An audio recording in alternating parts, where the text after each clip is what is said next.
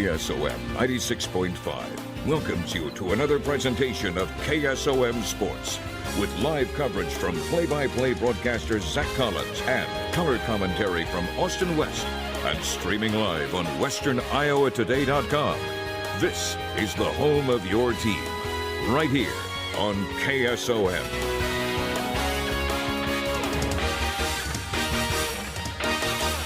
Good evening, ladies and gentlemen. We're live from Guthrie Center at ACGC High School for tonight's West Central Athletic Conference girls basketball matchup, featuring the visiting team on the scoreboard, the 5-15 Madrid Tigers, who are coached by Calvin Adams, and the home team, the 14-5 ACGC Chargers, who are coached by Brad Bowdler.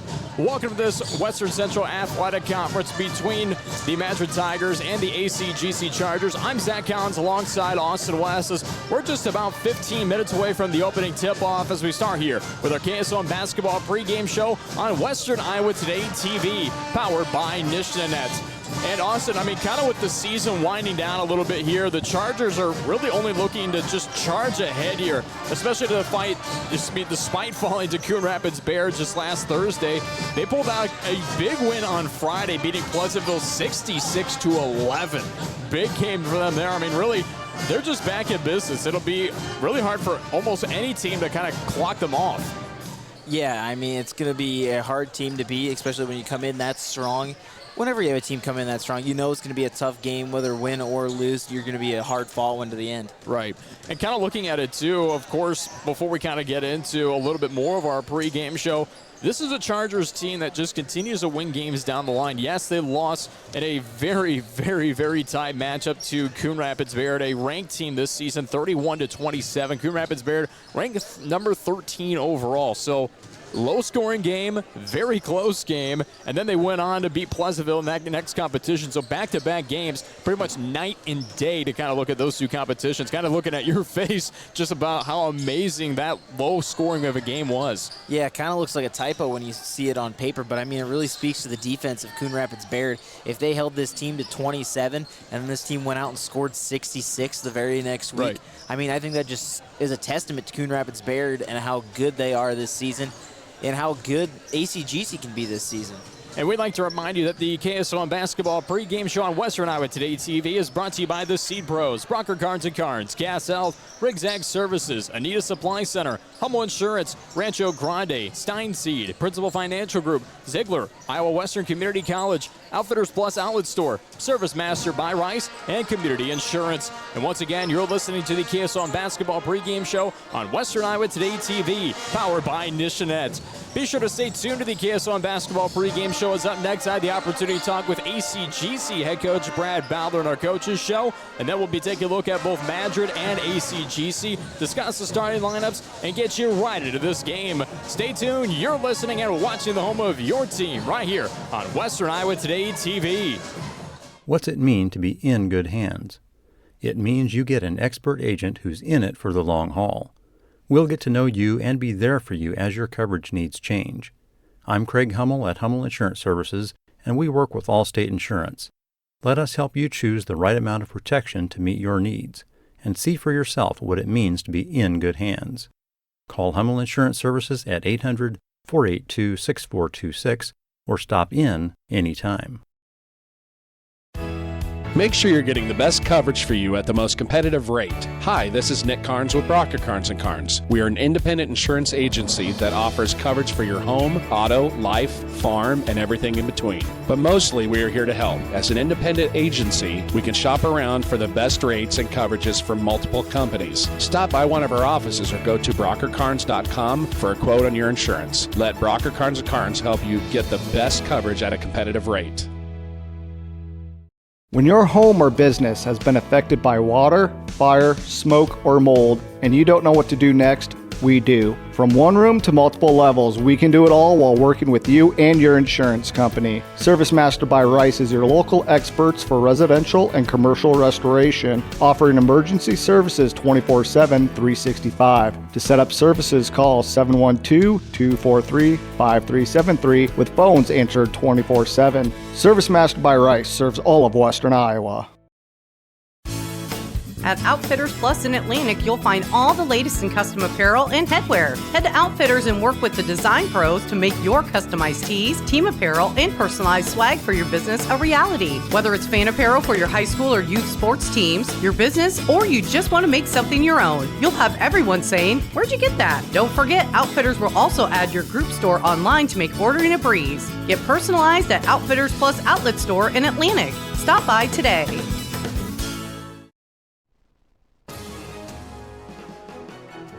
Live on KSOM 96.5 and streaming live on westerniowatoday.com. You're listening to KSOM Sports. And welcome on in here to our Outfitters Plus Outlet Store Coaches Show, your home for personalized sports apparel right in Atlantic. I'm joined alongside here by ACGC head girls basketball coach Brad Bowler. Brad, how are you doing here today? Good. Yourself?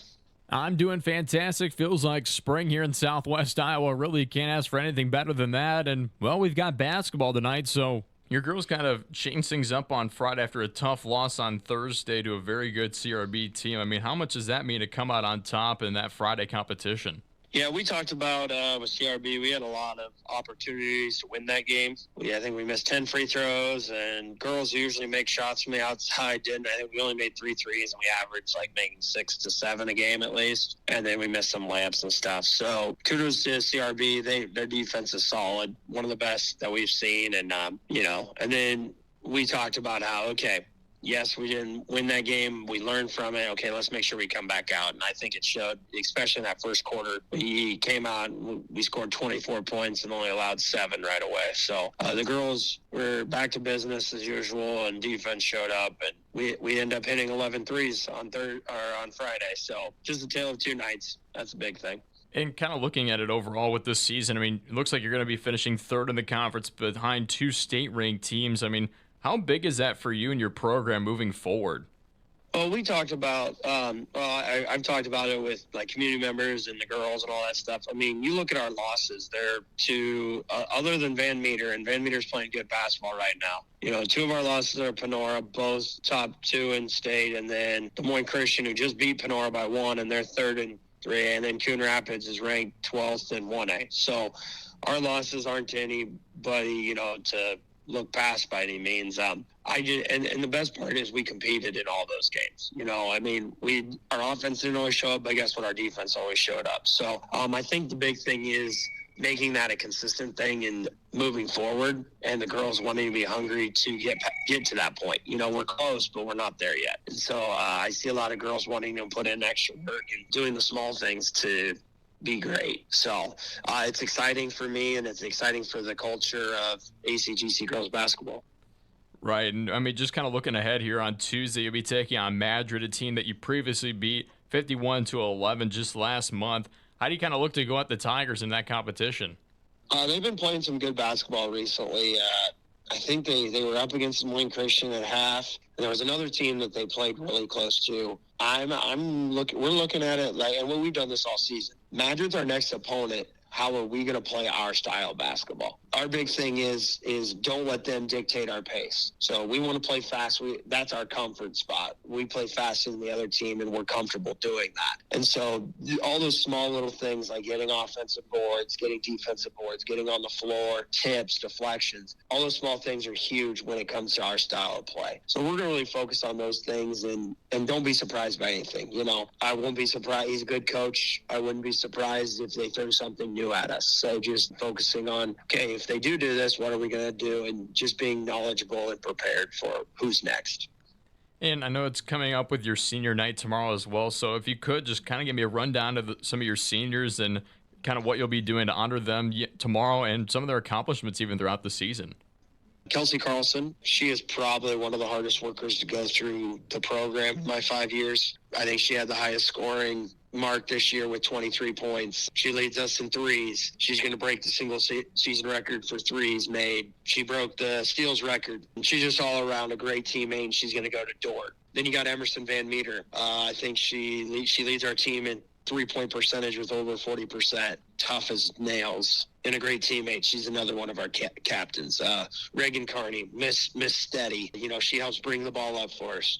Then she'll play post and get rebounds. But then some, you know, I know 3 or 4 times this year she was the leading scorer. And then we got Macy Streck, which she kind of had a rough go over Christmas break. She ended up breaking her nose. And so she's been out this whole time. But she's been practicing with the girls, and her length and her willingness to make, you know, Reagan better and Stella and Cam in the post and pushing them has really pushed us to another level. So those 4 seniors, I mean, the reason why we are successful is because what they've done for the 4 years that they've been here. Without their knowledge and how competitive they are, we wouldn't be where we are today. They're great seniors, and they will be missed. What we're doing for them, between the boys and girls game, they'll be recognized, and I know the girls are getting gifts for them and stuff. And, you know, we will make sure that we talk about it before game and after game, all the things that they have done, and kind of things that I've already said.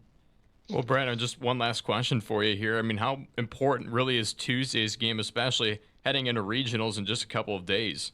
Yeah, so, I mean, we talk about, like, we have a little chain that our assistant coach put in there. It's like, how many guaranteed days do you have left? Really, Tuesday's the last guaranteed regular season game before we go into regionals. And do you want to go out on a, hey, I feel really confident about our team, we feel good, or hey, that wasn't very good, we look sloppy and we need to be better? So, you know, regional games, you probably aren't going to win 60-30. It's going to be a 40, 30-point games right in there where you're going to have to grind out possessions and being really competitive and tough on the defensive end. Yeah, we're going to really talk about just doing the small things and making sure we do our job over and over again. Well, Brad, thank you so much for talking with me here on our Outfitters Plus Outlet Store Coaches Show. Good luck in this competition tonight. Should be a real fun game. Awesome. Thank you guys for covering us. Appreciate it. And that was ACGC head girls basketball coach Brad Bowler right here on our Outfitters Plus Outlet Store Coaches Show, your home for personalized sports apparel right in Atlantic. We're going to take a quick break here on our KSOM pregame show, give you some of the starting lineups following the break, and get you right in the opening tip-off. We'll see you back here in just a few moments on Western Iowa Today TV, powered by Nishnanet. When you walk your fields this spring, will each plant have emerged consistently? Ensure consistent emergence of every plant by managing residue, firming seed, and controlling downforce with precision planting upgrades for your planter so that every seed gives you return on investment and isn't left to chance. Transform your planter with Riggs Ag in Lewis and get the best stand you ever had. Call Jim Riggs at 712-254-2408 today. Live on KSOM 96.5 and streaming live on westerniowatoday.com. You're listening to KSOM Sports. And we welcome you back here to ACGC High School for this evening's West Central Athletic Conference basketball matchup featuring the ACGC Chargers and the Madrid Tigers. I'm Zach Collins alongside Austin West. We've kind of gone along pretty quickly here. They're about to announce some of the starting lineups for this competition here tonight. And kind of looking back at it, Austin, we got to take a look at the series between these two as ACGC leads overall 23-6 in this series. First meeting was on January 5th, 2008, where they won 54-38 in the Chargers' victory. And then the last meeting was also on January 5th, but just this year, so just about a month ago, when ACGC won 51-11. So kind of expect the same kind of matchup here tonight, but Madrid is actually a team that remained close with Des Moines Christian, who is ranked number 3 overall in the state of Iowa. So that's kind of an impressive feat, to say the least. They were actually leading by 3 at the half. Yeah, and I mean, when you have a team like that and, you know, they've had the loss to ACGC, I mean, it makes ACGC look all the better, too. So it's going to be something to watch as we go into the postseason for them. And kind of looking at the lines here, too, I mean, ACGC hasn't been ranked, but, I mean, they're 14-5 overall in the season, a pretty impressive record down the line. They remain close to the Coon Rapids Bayard team, who is ranked, but they're kind kind of in that, top 15 ranking rather than the top 10. I feel like maybe if Coon Rapids Bear was like a number 8 team, ACGC might actually find their mark into one of the IGHSAU rankings. But as things are kind of slowing up here in terms of rankings, rather they're going to regional action. Brackets are made, things are going forward, and I mean, kind of looking ahead, ACGC actually got the bye as they'll play Woodwood Granger in their first matchup on February 13th. So kind of an interesting thing to look at there for them as well. So they've got pretty much this their last regular season game. And then they've got quite some time, just about a week up until they play their next competition in regional action.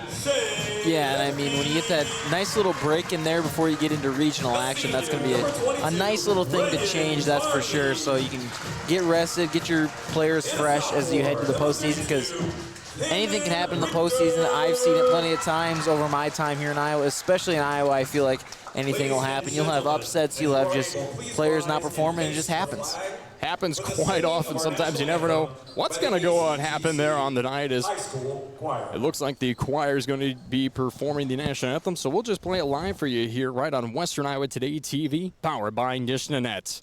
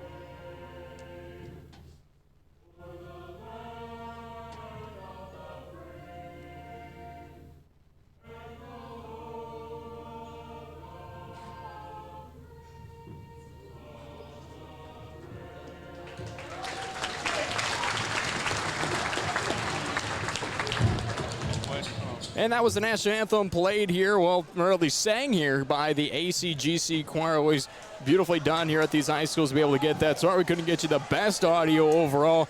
Not like we have a wireless mic we could just shove down there immediately and get you some of that feedback, but definitely a nice performance to say the least. Let's jump into the starters here before we get into this competition tonight. We'll start with the visiting Madrid Tigers.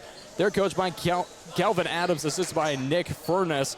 And looking here tonight for some of the starters, quite a few seniors on this team. Number 2, Claire Knutson, the 5'4" senior guard, kind of a player to look out for here tonight for Madrid. 5'5" senior guard, Lily Avalays. We've also got number 10, Chloe Buck, the 5'8" senior forward. Looking down the line, the 5'8" sophomore forward, number 21, Laura Eagleton, as well as the 5'4" senior forward, number 24, Lexi Kokler.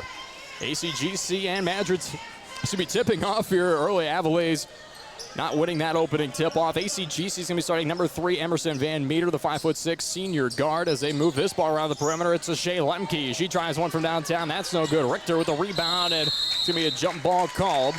And speaking of Richter, a starter here tonight, of course, the 5'8" sophomore center. Number 32 listed on the roster here tonight, the 5'6" senior guard. Number 12, Kelsey Carlson. 5'7" junior guard. Number 14, Shea Lemke, as well as number 22, Reagan Carney, the 5'6" senior guard. So lots of action to take place here tonight. We'll see kind of what happens down the line for both of these teams. ACGC, since your only option here tonight is to watch the video live stream. They're in their white home uniforms, black trim and yellow lettering. Madrid in their orange uniforms, black trim and white lettering. So kind of a different broadcast style here tonight, as a deep point from downtown for Van Meter's no good. Doesn't fall through. It's going to go off the foot of a player in the paint. Go out of bounds. This last going to be touched by Madrid.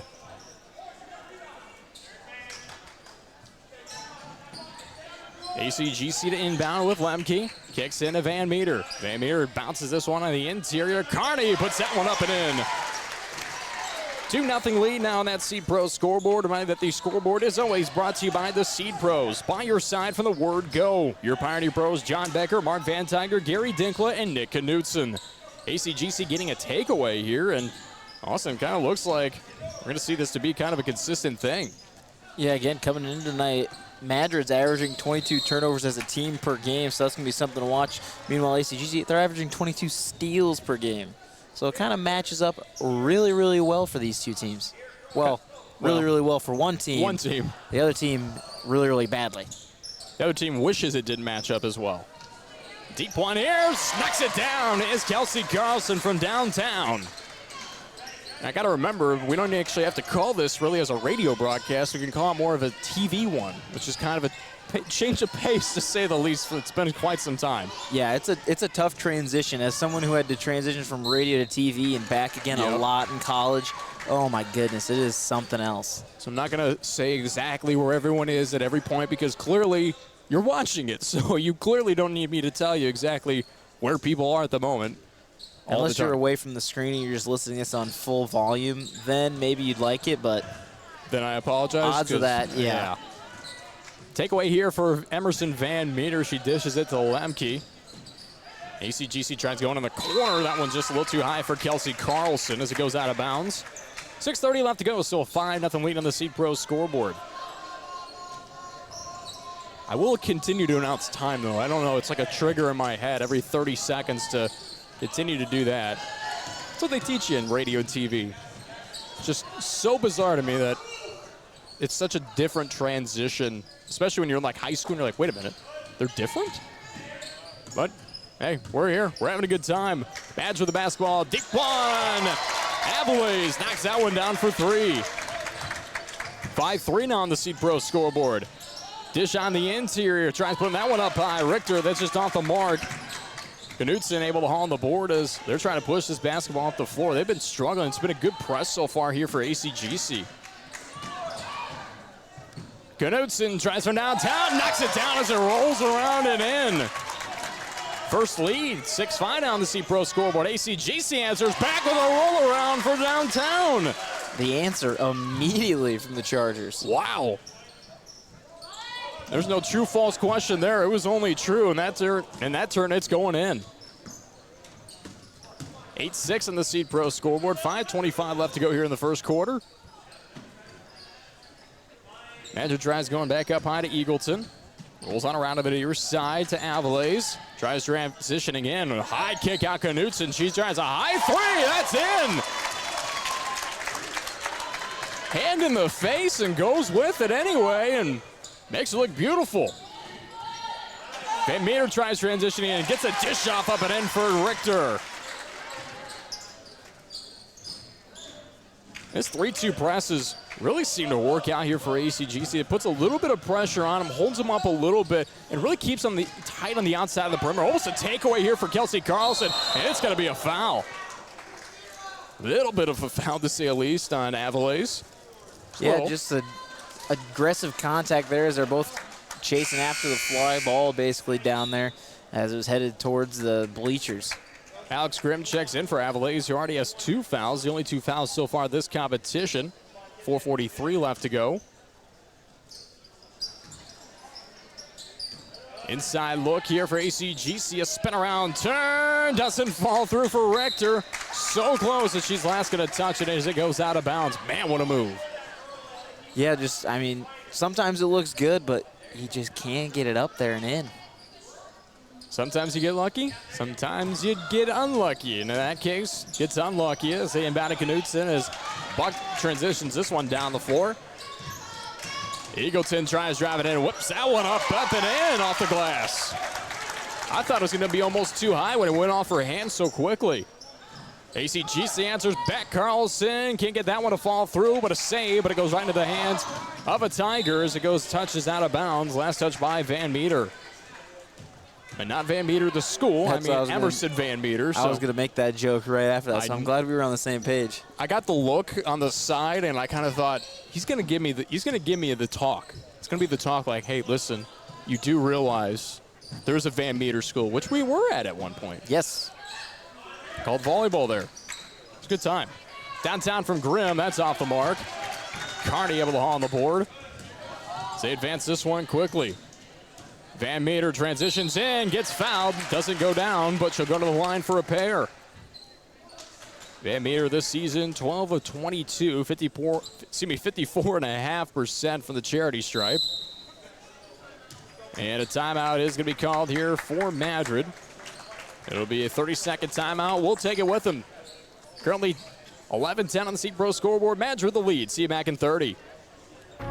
Cass Health in Atlantic, Iowa is a nationally recognized hospital, and we are proud of the awards and all of our recent accomplishments. But do you know what drives us to be the very best? You. We're passionate about helping our patients heal and feel their very best at any age and any stage of life. Cass Health, neighbors caring for neighbors.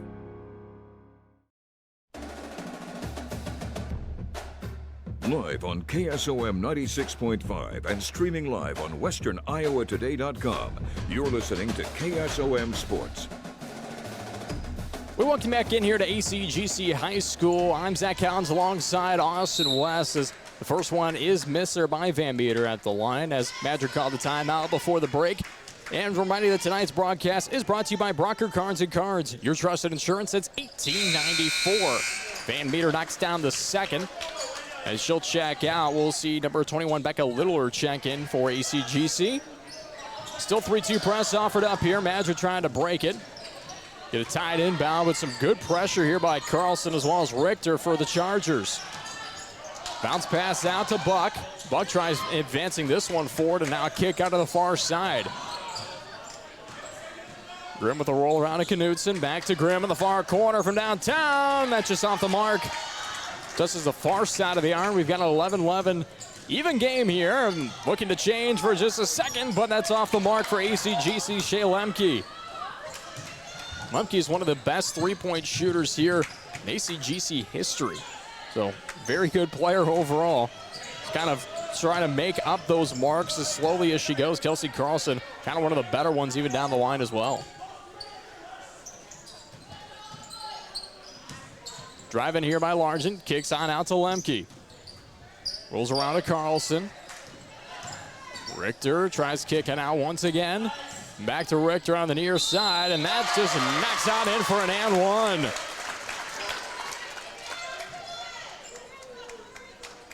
I like the pass to the far block on that. Just kind of had that slight open lane, almost like the eye of the needle, and just went up and in. Yeah, it was really just a little back and forth. Thought maybe they'd try to dish it out to each other again, a little, Jackie Moon, no, you take it, I'll take it, no, you take it, no, I'll take it. Just back and forth like that as they sit there on the edge and just kind of discombobulate, I should say, the defense there a little bit for Madrid. Richter, 59% from the charity stripe, knocks down that one, finishes out the three-point play. Currently 14-11 on the C Pro scoreboard. Madrid is down by 3 as they're going to have a turnover here. I thought they were going to get away with one there for a second. Well, you can only carry it so much to the point where you're practically just bringing it alongside of you. Transition to the near side. Lemke, fadeaway jumper from downtown's just off the mark. Hits the front of the rim, and Grimm holds in the board for Madrid. Tries advancing, but it's going to be a takeaway for Lemke. Tries on the near side, up and in. Her first points in the night averages around 13.1 points per game, 5.4 assists per game, and 4.5 steals. And usually you say, like, in that situation, somebody gets mossed, but they weren't really in the air. It was just kind of pulled up over top, just kind of really stolen away. More of a Julio Jones. Say the least. Almost a jump ball, but it kind of pulled out for a second. Last touch touches the official, but we continue here in action. You don't see that very often where it touches the official and brings it on down, but Madrid kind of gets safe for a second there. And it's going to be a travel. Honestly, I didn't know if they were going to get blocking, like a blocking foul or travel, just because they didn't maybe allow enough room there on the second, but ends up going a different path. 16-11 on the C Pro scoreboard, 1:50 left to go here in the first quarter. Carney with the pass on over to Littler, back to Carney. Lemke throws it on over to Kotsky, inside to Carney, and a foul's going to be called by the far official. It's going to be on number 12, Lauren Dvorak. It'll be her first and the team's third. as Carney heads to the charity stripe, shooting 79% from the free throw mark. As we'll see Emerson Van Meter check back in. She'll go in for Shea Lemke. I just want to double check. Did they say it's Dvorak? Yep. That is the third pronunciation I've heard about how to say that name. Yep. I made sure to ask. Because we've got Dvorak here tonight, Dvorak Tire. Yep. And then back home, it's Dvorak. Yeah. Yep. As that one's knocked in. Yes, sir. By number 21, Laura Eagleton. ACGC tries answering back, and a foul's going to be called. Littler will head to the charity stripe.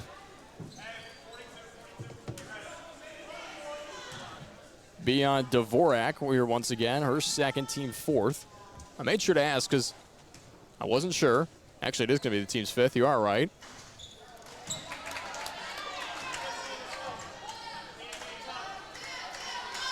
First one's missed off the mark, still 17-13 on that Seed Pro scoreboard. Second one's knocked on in. Nice job there for Littler. Came into the night 13-16, so hadn't really been at the charity stripe too much so far this season, but knocks that one in. Takeaway here for Becca Littler. It definitely shows how many steals they have on the season. Pass goes down. It's last going to be touched by Madrid, Samantha Springer. ACGC will remain with the basketball with 1:06 left to go.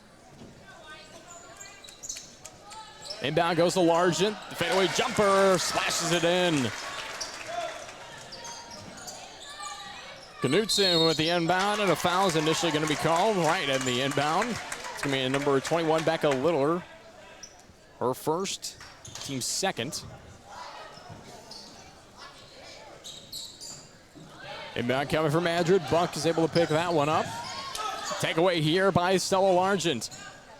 Under 50 seconds remain. Largent from downtown. That one's off the mark, just short, as it goes out of bounds. 46.8 seconds left to go here in the first quarter. Eagleton to Buck. Buck tries throwing it down to Knutson. She's able to contain it. A little bit of defensive pressure and a pickup here for ACGC. Kotsky, bounce pass down low. Carney up and in.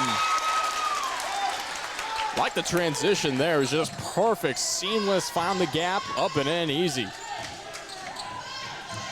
Springer try looking down low to take away here for Van Meter. 18 seconds left to go here in the first quarter. ACGC kind of putting a little bit of pressure here. Emerson Van Meter tries transitioning and a kick out. Littler downtown. That's just around.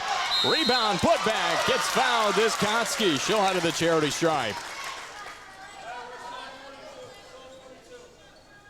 Lauren Dvorak, that's going to be her third. Team already surpassing 5. But now it's 7. So I don't keep track of how many down the line like you do. I hit 5 and just go, all right. That's where we stand. 23-13 on the Seed Pro scoreboard after the make by Kotsky. She's just 1 of 6 coming in here tonight. Hadn't fared well from the charity stripe this season. But doesn't get sent there often either. No, that's true. Knocks them both in. 4 seconds remain. Takeaway for ACGC. Up and in by Littler. And that's going to end the first quarter of action. Looks like we might have a high-scoring game here on the Chargers side of the floor. We'll see how things play out. 26-13 Seed Pro scoreboard. End of the first quarter. We head to the second. See you back here in just a few moments. Anita Supply Center is here for you. From the big jobs to the small tasks, we're here to help. Hi, this is Kim with a reminder of our hours, so when you need our help, we're here. Anita Supply Center is open Monday through Fridays, 7 to 5, and Saturdays, 8 to 5. We're here 6 days a week for all of your building, landscaping, how-to projects, repairs, and more. We offer free in-home measurements, free estimates, and can help put your ideas together. Anita Supply Center is open 6 days a week for all your home improvement and building needs. Live on KSOM 96.5 and streaming live on westerniowatoday.com. You're listening to KSOM Sports. And we welcome you back here to ACGC High Score. Reminding that tonight's broadcast is brought to you by Cass Health, Neighbors Caring for Neighbors, and Riggs Ag Services. Transform your planter with help from Riggs Ag Services in Lewis. I'm Zach Collins alongside Austin West, and Austin, so far it's just been the takeaways that have been the main key to the game for the Chargers. Yeah, absolutely. I mean, I know an NFL team called the Chargers that would love to have this many takeaways over a season. Well, that team, I don't think they kind of know their identity just yet. New Jim Harbaugh gonna bring in a new era there in L.A. It's kind of the topic of discussion. I mean, just kind of looking at how that team's going to be. It's just really finding their identity down the line, and well, you never know. Harbaugh might bring it there. So back to basketball action, however. They look in the far corner, but stepping out of bounds is Aviles. I don't even think she stepped out of bounds. I think she dribbled it out of bounds. I think the ball just landed on the line as she went to pivot and turn. You never know what's going to happen in those case scenarios. Sometimes you fare out better, other times you just don't. In that case, she definitely didn't. As ACGC tries on the near side, Lemke tries transitioning in, but a foul's going to be called on the floor.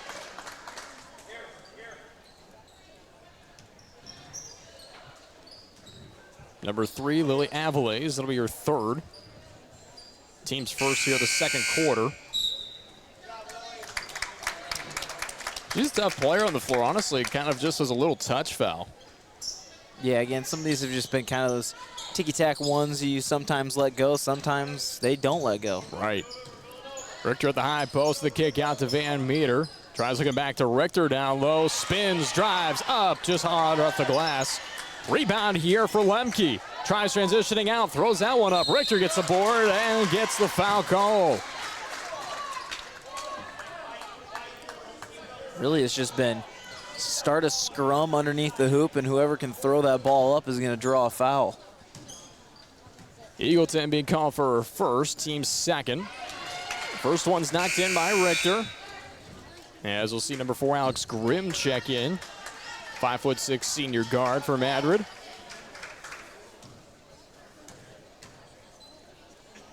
Richter's second knocks in as well. Perfect from the charity stripe so far here tonight is Richter. Madrid trying to advance this one quickly. Gets it to Springer. Halts up. If I were her, I would have continued down the floor, and a foul's going to be drawn, however. Going to be on the Chargers. Number 14, Shea Lemke. That'll be her first, and the team's first here, the second quarter of action. 7 minutes exact remain here in the second quarter. Madrid back with the basketball here. We're in the orange uniforms tonight. Kick out far side. Eagleton just off the mark, just a bit strong. Like the look, though. Coming down the floor is Lemke. She halts up as ACGC is going to set a little something up. A little bit of screen high action. Far side is Carlson. Rip around to Carney, and now Lemke. Now on the near side is Van Meter. Back to Richter, whips it on out to Lemke. This one's from downtown, just off the mark. Van Meter gets the board, gets double team, kicks out Carney from downtown near side. That's no good. And the rebound by Chloe Buck down low. Getting the far side, Springer, and they just dish this one off almost immediately to Buck. Back to Springer. Tries moving on over to Kokler. Rips on back to Eagleton.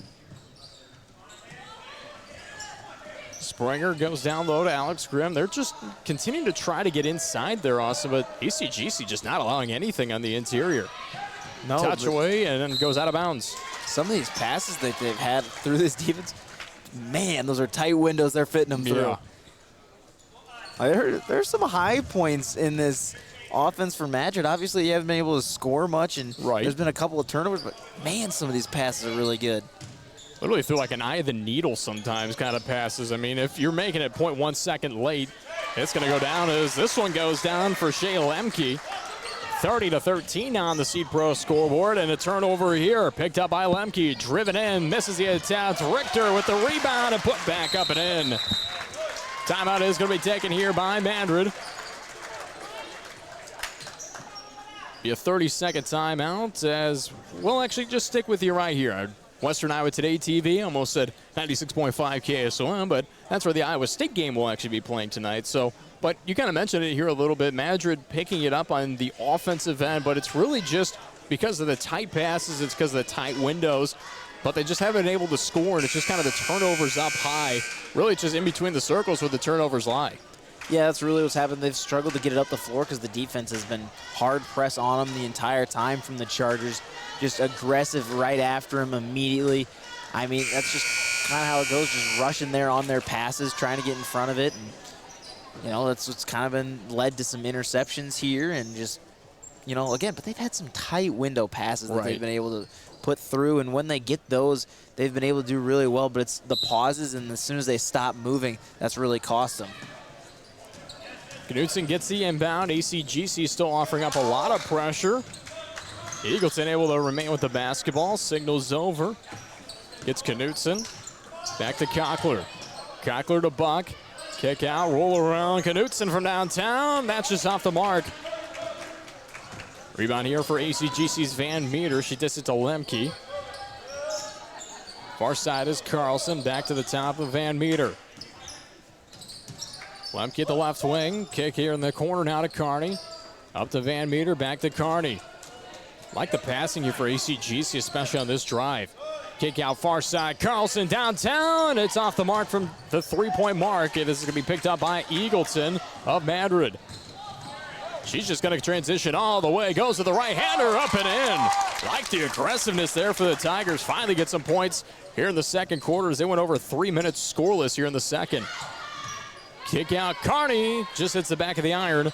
Richter able to haul on the board, and a foul's going to be called. Adler's playing some tough defense, but ACGC has just been able to break it all the way. It'll be called on number 24, Lexi Kokler. Her third, and the team's third here, as a couple subs. Number 1, still large at number 21, Becca Lillard checks in. On the opposite side for manager, number 14, Jillian Olmstead. 5'7" junior forward checks in for the Tigers. Kicking to large, and she takes the high jumper. That's no good, and a rebound for Buck. Buck tries advancing this one to Knutson. Buck on the inside. Almost a takeaway here for ACGC, but it's going to be called a foul. Wow. Yeah, number 21, Becca Liller. Her second, team second. I guess because she came up from the back and then kind of reached in would be my only thing. But I honestly was looking for the jump ball. Yeah, that's what I was thinking too. I'm surprised there was a foul called in that situation. Takeaway here, Van Meter tries driving one-on-one opportunity, gets off balance, and that one doesn't fall through. It's going to be last touch off the Chargers. Honestly, thought she could have got the foul, but I don't think the contact was initial. So she just kind of went into it, which you're not going to get the foul call in that case. No, I think they're starting to pull back a little bit on some of these foul calls. They've started to realize, like, wow, both these teams are really aggressive. If we called every foul we saw, we'd be here all night and there'd be nobody left on either bench. Transition here with Kearney. Kicks on out to Littler, rolls on around to Van Meter.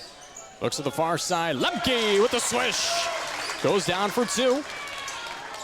One official here on the near side, as it was on the far side of the shot, thought it was a three, and then kind of put his hands out immediately, put down two for the score table. 34-15 on the C-Pro scoreboard, 3:30 left to go. Ball knocked out of bounds, last touch by ACGC. As we'll see, Macy Schreck, the senior, check in here for ACGC. Dealt with some injury throughout the year, but I talked to head coach Brad Bowler. He said that, man, she's just one heck of a player. Goes throughout anything and is just tough on the floor. Hasn't had a lot of playing time as of recent, just because I believe it's due to a broken nose. So thankfully she's kind of getting back from that. But of course it has to be right here at the end of the senior season. Now, I've been there before. I had the hip strain, so that puts a little bit on a sprinter there as Lemke takes this one from downtown. That hits the back of the iron. It's last going to be touched by Madrid's number 4, Alex Grimm. That's why you just ignore what doctors tell you and you just keep going through senior seasons. Well, here's the thing about me. When you can't get off the blocks quickly like you used to be able to, it makes it a big problem. Especially when I was a good 200-meter dash runner. Wasn't the best, I'll be honest, but, you know, top 3 in the conference. Decent enough. Was able to do quite a bit with it. Had a kid that eventually went to college and ran like 23 seconds almost in a 200-meter. So I wasn't going to beat that. Foul's going to be called on the interior. It's going to be on the Chargers. Number 1, Stella Largent, will be her first and the team's third. Madrid's going to bring in a sub. It's going to be number 11, Audrey Brown. 2:52 left to go here in the second quarter. 34-15 on that Seat Pro scoreboard. Inbound goes over right the head of number 12, Kelsey Carlson. Maintained here by Audrey Brown. Tries with a kick, and a jump ball is going to be called. Nice hand in there by Macy Schreck. Just kind of reached around just a second, but not as much of a reach around as we saw the foul that was called initially. That one just kind of reached the hands in there and just kind of scooped up. Interior pass to Audrey Brown. Receives some pressure. Kicks on out to Olmstead. Knutson, far corner downtown, off the mark. Littler able to haul on the board as she dishes this one off to Kotsky. Kick on the far side. Carlson kicks out Kotsky, top of the key. Rolls on out. Littler from the near corner. That just falls out. And a foul's going to be called on the interior. It will be on ACGC. Called on number 30, Macy Schreck, her first. Team's fourth. ACGC with 4 fouls, still 2:23 left to go. As we'll see number 32, Camden Richter, check back into the game for the Chargers. I like that ACGC still is bringing up the press here. Just still kind of bringing the pressure on Madrid, kind of forcing them to get down the floor themselves. Really doesn't make it an easy task. Olmstead tries off a shot. That got blocked away by Largent. Picked on out by Richter. Bounce pass in the interior to Largent. It's just away. Largent somehow getting the board. Kicks out to Carlson. This one's from downtown. That's no good. Rebound hauled in by Audrey Brown. Under 2 minutes left to go. Ball knocked out of bounds. It's last going to be touched by Kotsky. Just a miscommunication there, really. Right. Just went to throw it to her girl. Her girl's already running up the court, and it about went into the hands of ACGC. Couple subs check in here. Van Meter checks back in alongside Reagan Carney for ACGC. Inside pass to Eagleton's a takeaway here for the Chargers. Picked up by Lemke. Tries a mid-range jumper, knocks it down. 8 points for her here so far tonight. Almost kind of a silent night from her. I mean, she made a pretty big impact so far on the scoreboard, but really when you look at it, just, twos down the line, mid-range jumpers, takes to the hoop. I like it. But a defensive play for her there. And somehow an athletic play to not step on the player, number 21, Eagleton. Look on the interior to Buck. She tries transitioning in. That's just going to be off the mark. And a takeaway picked up by Richter. Those are the kind of plays you need right there. Those are the defensive plays you want. And an offensive foul is going to be called here on ACGC. It's going to be number 12, Kelsey Carlson.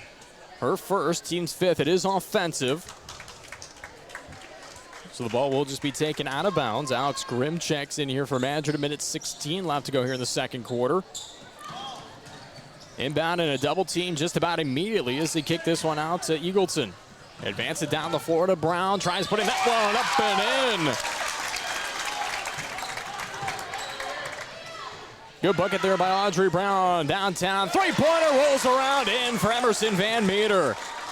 The 42% three-point shooter. Had not knocked down a three yet here tonight. Finally knocks that one down for her first. Knutson at the high court far side. Looks on over to Brown as she'll transition around. Graham rolls around to Brown. Back to Knutson. I like this zone defense here by ACGC until that hole opened up. Almost a look there for Alex Grimm, a save, and then picked up by ACGC. 25 seconds now left to go here in the second quarter. Lemke with the basketball, kicks on over to Carney. Now picked up by Van Meter. Carlson whips on over to Lemke with the interior pass to Richter. Spin around, put down. Richter, another pointer here on the night. Puts down another 2 on that C-Pro scoreboard. 41-17, 5 seconds left to go. Madrid tries to advance. Takeaway here for Van Meter. 2 seconds, 1 second, turn around, three-pointer. Lemke just off the mark. That's going to end the second quarter of action as we head to the locker room. But we'll stay with you right here up high on Western Iowa Today TV, powered by Nishanet. 41-17 on the C-Pro scoreboard. Don't go anywhere. So we're going to break down a little bit what happened here in the first half of action, what we can expect in the second. We'll see you right back here on Western Iowa Today TV, powered by Nishanet. Are you ready to be part of something bigger? I'm Myron Stein, president of Stein Seed Company. We're seeking exceptional individuals like you to join our team as independent sales representatives. If you're passionate about agriculture, ready to make a difference, and want unlimited earning potential, join the Stein team as an ISR. To learn more about open positions near you, contact your local Stein RSA, Darren Petty, at area code 712-249-5884.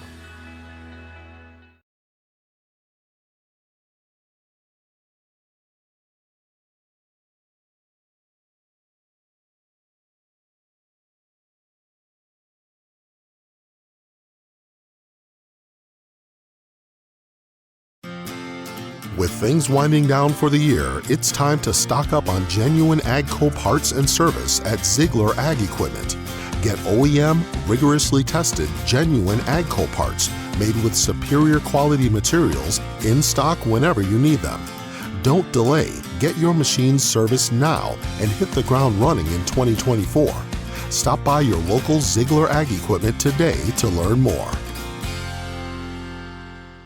Where it can be fun, and planning for it doesn't have to be difficult. According to Money Guide Incorporated, only 3 out of 10 Americans have a financial plan, and 1/3 report they have no retirement savings. Financial planning is not just all about assets, investments, and net worth. It's about identifying your financial goals. Hi, I'm Erin Friend, a certified financial planner and registered investment advisor. We help you create a customized financial plan based on your expectations, financial situation, and goals. Please contact Mark Smith or me at 243-2466. Member SIPC.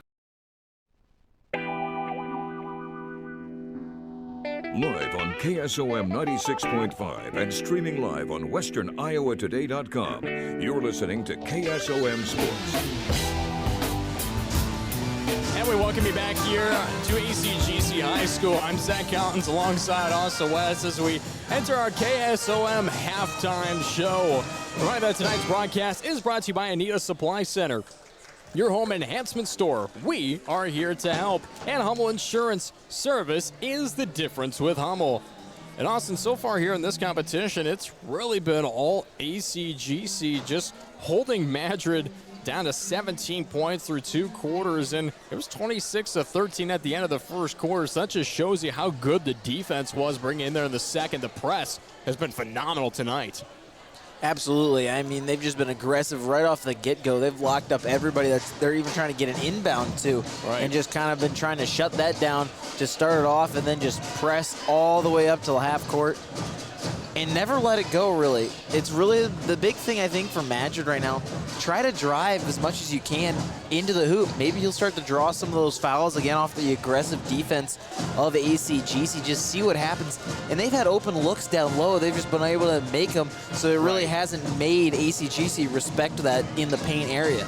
And you kind of mentioned that a lot of looks missed, and at the same time, ACGC is kind of allowing the area on the interior. I mean, they're really just protecting the perimeter. They've got 3 high, and then they've got 2 pretty much in the middle, just transitioning down and forth, practically at the volleyball line. So really haven't been transitioning in much deep down low underneath the basket, but we also haven't seen Madrid really be able to get down there yet with this zone defense. So it's just been a kind of an impressive performance. Yeah, I think we'll start to see that a little more here in the second half as ACGC kind of lays off the press a little bit. We'll be able to see what the Madrid offense is really meant to be able to do here. And again, if they run that little bit zone where they try to protect that perimeter, just send somebody cutting in and try to bounce pass it into them, and you might have some open layups. And at the same time, you kind of look at it on the opposite end here for ACGC on their offensive end. It's really just roll around the perimeter as much as possible. If you see the open look, you take it on the inside. If you don't, you kick it back out, you start on over again. And that method has worked so far here all night. Yeah, it really has, which has kind of been surprising for them too. Again, they've just been pass it back and forth, and then just see what's open. And when they finally get the open look or they fight for stuff down below underneath the net, I mean, they're either drawing fouls or they've got some wide open threes they've been able to hit. And really the key to the game so far for Madrid, at least offensively, in the way that they've been able to at least just put down 17 points, is their ball movement. I think that really, you kind of mentioned it a little bit throughout the second quarter. It's just those real tight passes, finding the tight lanes, just really kind of relying on one another to make the play out of it. It's just the shots haven't knocked down. They've honestly had some pretty good looks here so far tonight, especially from the mid-range. Especially in the second quarter. In the second quarter, they broke apart that ACGC defense way more than they had in the first quarter. They weren't turning the ball over on passes as much as they nearly were. They were able to get down across half court a lot more. And it wasn't because ACGC was starting to lay off a little bit. They were still playing it tough. They were just able to get some wide open deep shots, looking like, you know, just trying to find somebody when they're inbounded, and they'd bring it between the circles really to get that inbound out, and they were okay with that. And it was working for them really well. But again, it was those missed opportunities. They got the opportunities to put some shots up, and then they just wouldn't fall.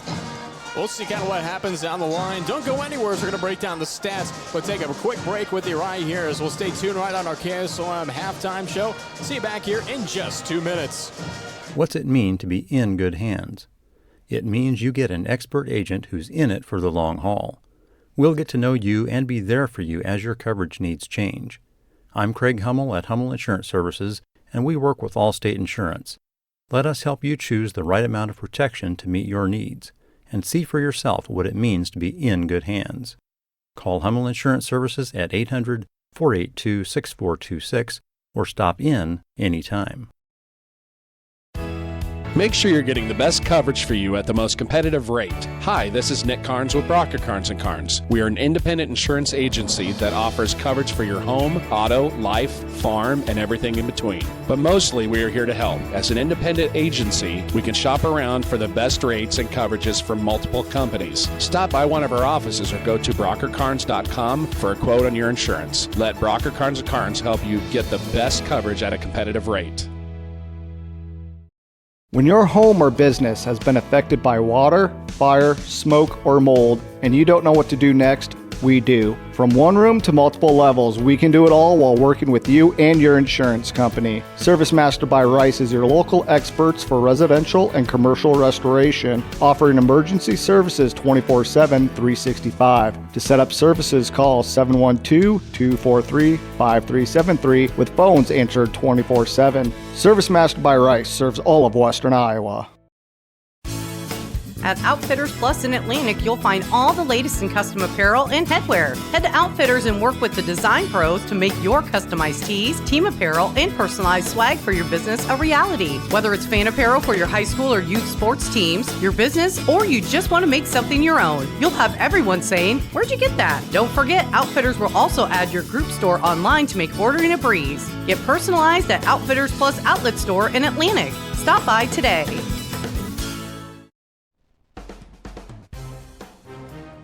Live on KSOM 96.5 and streaming live on westerniowatoday.com. You're listening to KSOM Sports. And we welcome you back here to ACGC High School. I'm Zach Collins alongside Austin West on our KSOM halftime show. Let's break down some of the stats so far throughout the first half of competition. We'll start with the visiting Madrid Tigers, as currently leading them in scoring are two players. Claire Knutson, she's got 6 points. Laura Eagleton, she's also got 6 by, well, 2 different methods. Knutson knocked down 2 threes and Eagleton knocked down 3 twos. So that's kind of the easy math that you can do down the line. I mean, yeah, sometimes you got to get the hands out and kind of figure it out. But carry the 2, add the 5. Yeah, that all adds up. Yeah, definitely down the line. All right, well, we'll talk later about that. But looking down the line, Lily Avalese, she's also got 3 points. Audrey Brown with 2 points to put them at a total of 17 points so far here tonight. Looking on the opposite end for the ECGC Chargers, they're led in scoring by number 32, Camden Richter. She's got 11 points. Number 14, Shay Lemke, just sitting right behind her with 8. With 6 on the points is number 12, Kelsey Carlson. Down the line, number 22, Reagan Carney, she's got 5 points. Emerson Van Meter, she's knocked down 4. We've also got number 21, Becca Little, she's knocked down 3 points. Carly Konski with 2, and Stella Largent also with 2 points here tonight. Austin, out of the first half, what would you like for Madrid almost to take here coming into the second half? I mean, I think we kind of talked about it before we went into that break, drive into the hoop. I just want to see what you're able to do there. You've had some open looks there, and the defense of ACGC has given you that look as well. Might as well take it. Just hit some stuff over the middle and just be able to converge right there underneath the hoop. And kind of for the Chargers on their side, do you want them to continue to press? Do you think that they're going to continue to press here in this game, or do you think they'll just kind of pull off and rely on their defense? I think they should pull off and rely on their defense personally. I mean, this game already out of hand. You've got regionals coming up. Obviously, you got to save yourself for the postseason a little bit. pull off a little bit, maybe start to pull some minutes for some people, not like fully take them out of the game for good, but like put a little more rotation in. We jump back here into action. ACGC now going from left to right. Madrid from right to left. Interior look for Richter. Tries that one. That goes hard off, and she gets her own board and the putback. 13 points now for Richter here tonight. Still offering up that 3-2 press, however, and a takeaway for Van Meter. Hands off to Carlson. Carlson back to Van Meter, far side. Three-pointer, splash! Knocks it down for 3. Good takeaway early there for the Chargers. Put up on another takeaway as Carney's able to pick this one up. Kick back to Carlson, inside look, Richter rolls around and falls through off the iron. The thing is, this has been good defense by Madrid down low as well. Takeaway, Carlson misses that attempt. Board hauled in by Lemke, tries with a reversal. That doesn't fall through, and Eagleton getting a little bit of a box out there. She hauls in the board. Gets double teamed, but it will be a foul call here on ACGC. Number 14, Shea Lemke, her second. Team's first here in the third quarter. So the pressure kind of relieves up a little bit here. You kind of see him pulling back, at least allowing him past the timeline. Now halts Avalez as they try to go down low, and it's out of bounds. Last touch by ACGC. Which is surprising to me, and I saw you're surprised too a little bit there. But looks like it went tip drill across only Tigers. Well, I guess there was a Charger hand in there at some point that might have tipped a little bit higher than a Tiger hand. Avalez the kick on over to Knutson. Whips it back down over to Eagleton. Looks on the interior. Buck high off the glass. That one falls through. Her first points of the night. Those are the plays I want to see. Right. That's exactly what you were talking about there at the halftime shows. That one rolls around and knocks down by Van Meter. It's just unfortunate that the Chargers tend to answer immediately like that every time. It's not even like it's a couple seconds that you get. It's just right then and there. They're making the answer back as Van Meter hauls in the board. Dish down low to Richter on the left side, up and in. The Chargers have been making some shots that they shouldn't either. They just toss those things up, and they're like, oh, yeah, it'll fall. Well, we'll see what ACGC continues to do here. Full timeout taken by Madrid. We'll take it with them. Currently 53-19 Seat Pro scoreboard. See you back here in just 30 seconds. When your home or business has been affected by water, fire, smoke, or mold, and you don't know what to do next, we do. From one room to multiple levels, we can do it all while working with you and your insurance company. Service Master by Rice is your local experts for residential and commercial restoration, offering emergency services 24/7, 365. To set up services, call 712-243-5373 with phones answered 24/7. Service Master by Rice serves all of Western Iowa.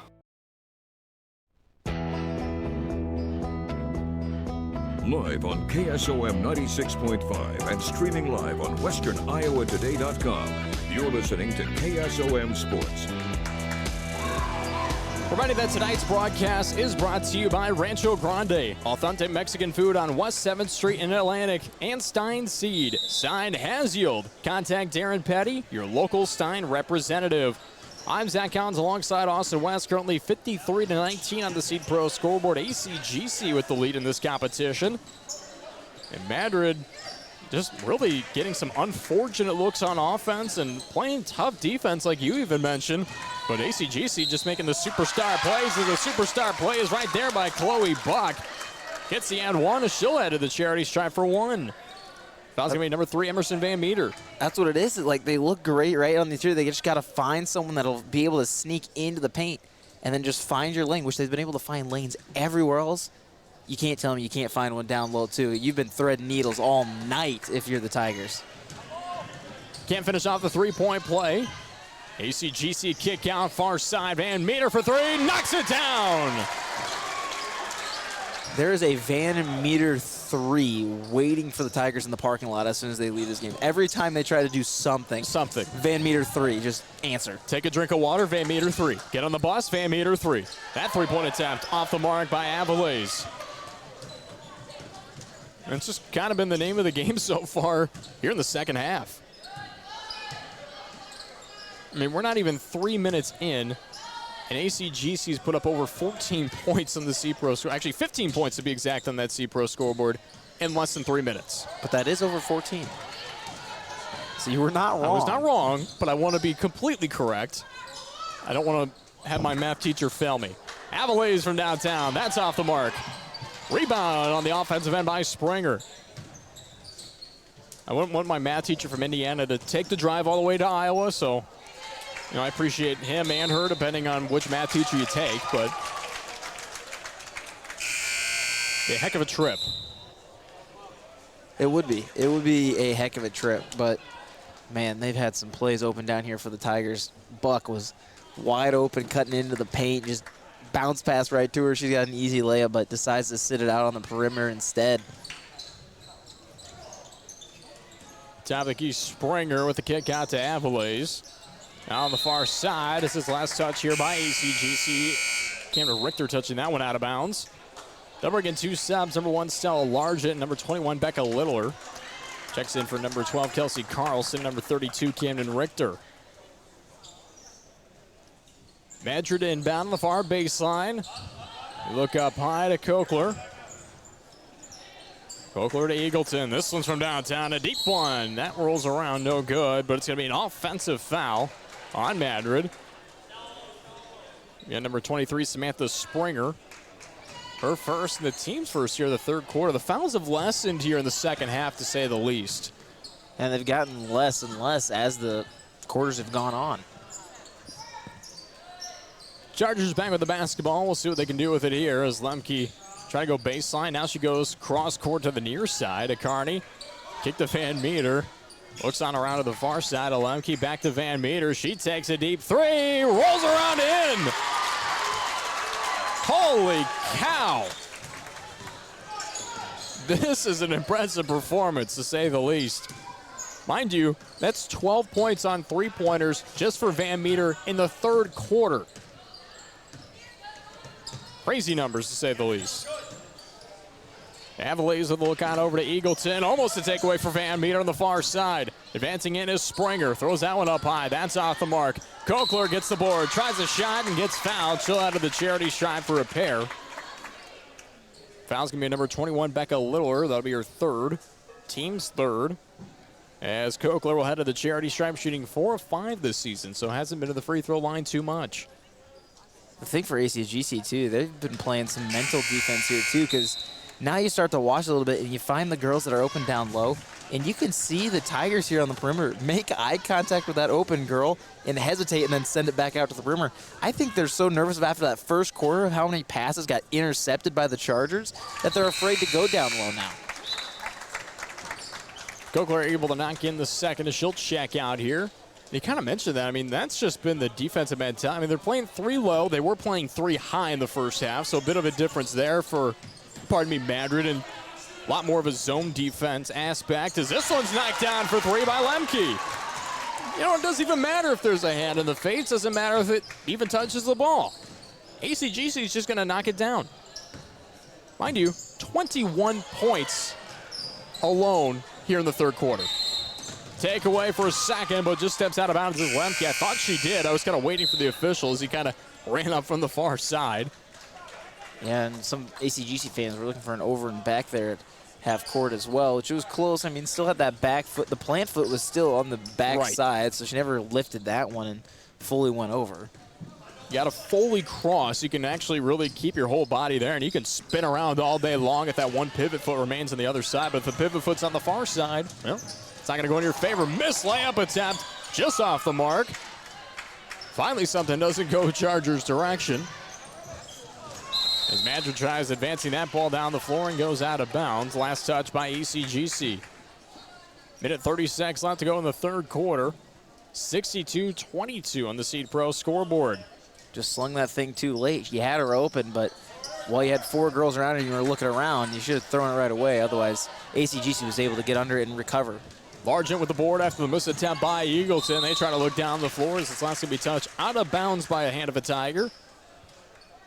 Running clock here as ACGC is up by 40 points here in the third quarter, so look to this to be a very quick second half. Inbound to Richter. Kicks on out to Kotsky. Kotsky roll around, three-pointer just off the mark. Dvorak able to haul on the board, and a takeaway here for Lemke. Tries advancing down low, but good defense by Dvorak. Lemke rolls out, three-pointer. Once again, knocks down in ACGC's favor. If I want a three-point shooting contest, and I'm going to take about any team we've seen this season, I think I'll take ACGC. Yeah, I'd agree with that. Timeout's going to be taken here by Madrid. Looks like it's going to be a full timeout as we'll take it with them. 65-22 on the C-Pro scoreboard here in the third. 30 seconds left to go here in the third quarter. We'll see what happens. See you back here in just 30 seconds on Western Iowa Today TV, powered by Nishnanet. When you walk your fields this spring, will each plant have emerged consistently? Ensure consistent emergence of every plant by managing residue, firming seed, and controlling downforce with precision planting upgrades for your planter so that every seed gives you return on investment and isn't left to chance. Transform your planter with Riggs Ag in Lewis and get the best stand you ever had. Call Jim Riggs at 712-254-2408 today.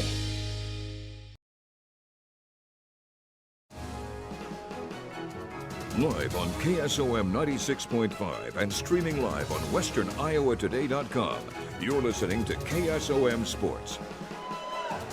And a reminder that tonight's broadcast is brought to you by Stein Seed. Stein has yield. Contact Darren Petty, your local Stein representative, and principal of the financial group, Mark Smith and Aaron Friend. I'm Zach Collins alongside Austin West as Madrid picks up the basketball here. Springer from the near wing. Knocks that one down for three. Her first points on the night. I really didn't like that play, and then she made it, so I'm like, all right, it works. It works. If it goes in, it works at the end of the day. Richter, that one doesn't fall through as board hauled in by Buck. 5 seconds left to go here for Madrid. Takeaway here for Lemke. Pulls this one in. 1 second left to go. Lemke throws this one up, and it's gonna count.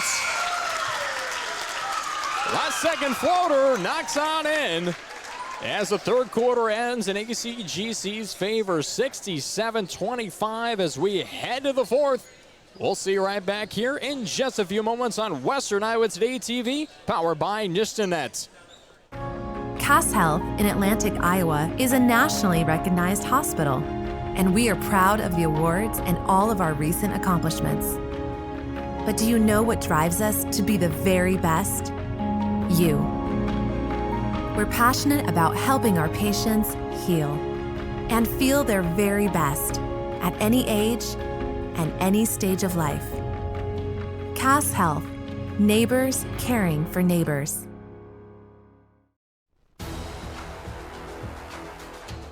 Live on KSOM 96.5 and streaming live on westerniowatoday.com.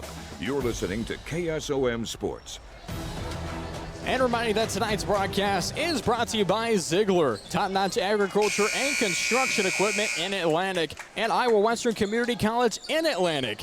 Be you at Iowa Western. Well, I'm going to be me because I'm Zach Collins. You're going to be you because you're Austin West.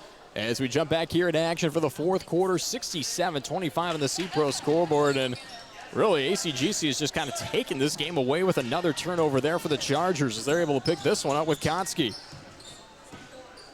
Rolls on around Van Meter now on the far side. Tries going up top of the key, rolls around. Down the near corner contained by Kotsky. Trying looking on the interior, and that one's a takeaway here for Madrid. Good defense on the inside. Avalaise just barely keeping that foot at the timeline on the right side. Avalaise kicks here to Knutson. That's just short. Hits the front of the rim, and a rebound hauled in by Van Meter. Kotsky with a look in the near corner to Carney. Carney kicks out back to Carlson. This one's from downtown. That one doesn't roll around in their favor. And a pick up here by Buck. Every time I say Buck's name, I think of Uncle Buck, the movie. Have you ever seen Uncle Buck? John Candy? I've heard of that. Really? Oh, it's got John Candy in it? Yes. I've never even heard of it. It's got Macaulay Culkin when he's a little kid before Home Alone. Huh. Yep. It's a good movie. I'm actually surprised you haven't seen it. I'd be more surprised that I've never even heard of it. I'm very surprised you've never heard of it. I think you should go home tonight after the game. Take your time. I know you got to wake up early, but take your time and watch the movie. Or after the gym tomorrow. You have perfect time. There we go. There you go. As long as you watch semi-pro. I'll watch semi-pro after I play volleyball. Okay. Well, I get it. Foul's going to be called on the interior. It's going to be on Madrid. Number 24, Lexi Kokler. Her fourth. Team's first. Checking in is number 21, Becca Littler. She'll go in for number 12, Kelsey Carlson of ACGC. I'm just surprised you've never seen Uncle Buck. This is kind of disappointing news to me. Van Meter goes from downtown. That's just short. Rebound underneath by Macy Schreck. Kicks back out to Van Meter. She tries looking to Schreck down low, and it's going to be a takeaway here for Madrid. Knutson gets it to Avalez. Look down low. Last touch by the Tigers. It goes out of bounds. Just a little bit too high for Lexi Kokler. Kokler just at 5'4". I mean, it's even a hard one to get if you're 5'8". I mean, you're going to add 4 inches on her, but that's a tough, high arcing pass. Yeah, it looked like, again, the hesitation is what's been hurting him. She was there, she got ready to throw it, and then she moved, and now she's like, well, now you're not the spot I'm throwing it to. Right. Reagan Carney checks out for ACGC. It is senior night.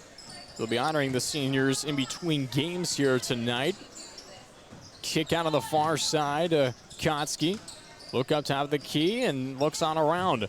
This one, another three-pointer downtown for Van Meter off the back of the iron. Board hauled in by Becca Littler. Tamed by Kotsky. Back to Van Meter. Van Meter transition this one inside to Schreck. She gets about triple teamed and a takeaway here for Madrid. 4:45 left to go, 67-25 on that Seed Pro scoreboard. Score has not changed yet here in this fourth quarter as the ball's going to be knocked out of bounds. Seniors that they're honoring here tonight for ACGC will be number 3, Emerson Van Meter, as well as number 12, Kelsey Carlson. As we'll see Van Meter check out here. Number 22, Reagan Carney, alongside number 30, Macy Schreck. Well, lots of seniors here. Honestly, some pivotal starters this season for ACGC. 3 out of their 5 starters are seniors, so expect a kind of different team look next season, but pretty good team going into regional action in just a few days here, not even a week away. Touch around, this ball goes out of bounds. Last touch by Madrid. Clock continues. I mean, after seeing ACGC here, I can definitely tell why they continue to win a lot of games this season.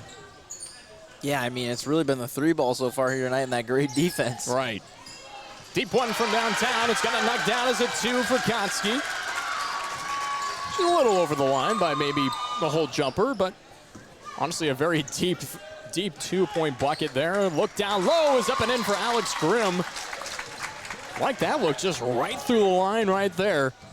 Perfectly timed pass. And no hesitation. No. I like the confidence. This Madrid team does bring a lot of confidence on it. A pretty young team as well. Shot from downtown doesn't fall through for Gruber, as a travel is going to be called on the near side by Kotsky. Madrid going to bring in a lot of subs. Audrey Brown, Laura Eagleton, Lauren Dvorak. Down the line also, I'm trying to look for other numbers here. Jillian Olmstead. And I believe that's going to be it down on the list, as well as number 23, Samantha Springer. I think we got them all down on the list. Springer with the basketball, tries to look into Eagleton. Able to pick that one up and receives a screen up high. Looks back on over to Springer. He tries transitioning in, whips that one up, and it's going to be picked up by Becca Liller. 2:31 left to go here in the fourth quarter. 69-27 on the Seed Pro scoreboard. Deep 3 for ACGC's just short. Brownades able to pick up the board here for Madrid. And Springer able to pick that one up as it was last touched by ACGC. Yeah. Front court far side of Brown as that goes out of bounds. It was a Charger flying through the air, dribbled it for him and kept flying. Pretty much. I don't know how that just came jumping by, smacks the top of the basketball and gives it a dribble, and then Madrid kind of looking around like, okay, see ya, right. Just take the ball. I'm fine with that. We'll just go with it. Deep 3 is off the mark. Largen able to haul on the rebound. Under 2 minutes left to go here in this competition. 69-27 on that Seed Pro scoreboard. Kotsky to Largent. Looks on around to Gruber. Back to Largent. Whips around to Gruber. Kick on to Savannah Akers on the far side. She tries looking in, and that one's just off the mark by Olivia Mahaffey. Clock still winding down, minute 25 left to go. Gruber able to haul in as she tries transitioning down. She'll get fouled head of the charity stripe for a pair after the steal. Almost a great defensive play there for the Tigers. Almost. Unfortunately ends with a foul. Springer being called for the foul, her second, team second. Gruber knocking in the first. That's actually the first free throw she's knocked in this season. She was 0 of 2 coming on the night. So good to see her knock down some points. Takes her time, goes for the second. Just goes 1 of 2 at the charity stripe. And board picked up by Jillian Olmstead. She's got the KT tape on the knees there. I've always wondered if that actually works. She takes a mid-range jumper. Actually, they're going to call it down as a 3. So I guess it does work. KT tape is a healer. Really? Let me tell you, I've used some KT tape on the old shoulders. Oh, it's fantastic. I always said our volleyball girls always put it on, and I was like, I've never used it before. Never thought to use it. Maybe I should use it with all the knee problems I have. Rather, I just wear a brace, suck it up, and if I hit the floor, then, well, it just hurts. It's fine. You get up, live another day. Yep, that's my mentality. Yep. Inbound goes here for ACGC. 15 left on the shot clock. High pass goes out of bounds as the game clock will continue to dwindle down. Shot clock turned off. Game clock at 20 seconds. 70-30 on that Seed Pro scoreboard. Ball is going to go out of bounds. Last touch by the Chargers. One play will be set up left here. 8 seconds left to go. Inbound goes to Springer. 3 seconds left to go. Kick out to Grimm. She tries transitioning in, and that's going to be it. Chargers win it big. 70-30, your final score here on that Seed Pro scoreboard to end this competition. Man, ACGC just looked good the entirety of this competition. Really, the first quarter and on, it was just all Charger basketball. Well, we'll take a quick break here and break some things down in our KSOM post-game show, and then jump into our pre-game show following after that post-game show. So we've got a doubleheader for you here tonight. We've also got senior night in between games, so we'll get a little bit of a break here to actually give you a little bit of a post-game and a little bit of a pre-game finally, rather than just jumping in as quickly as we can. So we're going to jump out to jump back in just a few moments. See you right back here on Western Iowa Today TV, powered by Nishtanet. When you walk your fields this spring, will each plant have emerged consistently? Ensure consistent emergence of every plant by managing residue, firming seed, and controlling downforce with precision planting upgrades for your planter so that every seed gives you return on investment and isn't left to chance. Transform your planter with Riggs Ag in Lewis and get the best stand you ever had. Call Jim Riggs at 712-254-2408 today. If authentic Mexican food is what you're craving, then come on into Rancho Grande in Atlantic. We're more than just tacos and margaritas, but we do make the best of both. We have appetizers, beef, chicken, seafood dishes, and desserts. Mixed drinks, wine, imported and domestic beers are on the menu too. Dine in or relax on the patio with family, friends, date night, or a quick stop before or after the game. Open 7 days a week. You'll be able to fill in your cravings of authentic Mexican food at Rancho Grande in Atlantic. Anita Supply Center is here for you. From the big jobs to the small tasks, we're here to help. Hi, this is Kim with a reminder of our hours, so when you need our help, we're here. Anita Supply Center is open Monday through Fridays, 7 to 5, and Saturdays, 8 to 5. We're here 6 days a week for all of your building, landscaping, how-to projects, repairs, and more. We offer free in-home measurements, free estimates, and can help put your ideas together. Anita Supply Center is open 6 days a week for all your home improvement and building needs. If authentic Mexican food is what you're craving, Then come on into Rancho Grande in Atlantic. We're more than just tacos and margaritas, but we do make the best of both. We have appetizers, beef, chicken, seafood dishes, and desserts. Mixed drinks, wine, imported and domestic beers are on the menu too. Dine in or relax on the patio with family, friends, date night, or a quick stop before or after the game. Open 7 days a week. You'll be able to fill in your cravings of authentic Mexican food at Rancho Grande in Atlantic.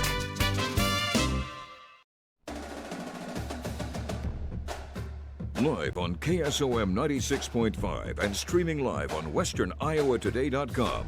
You're listening to KSOM Sports.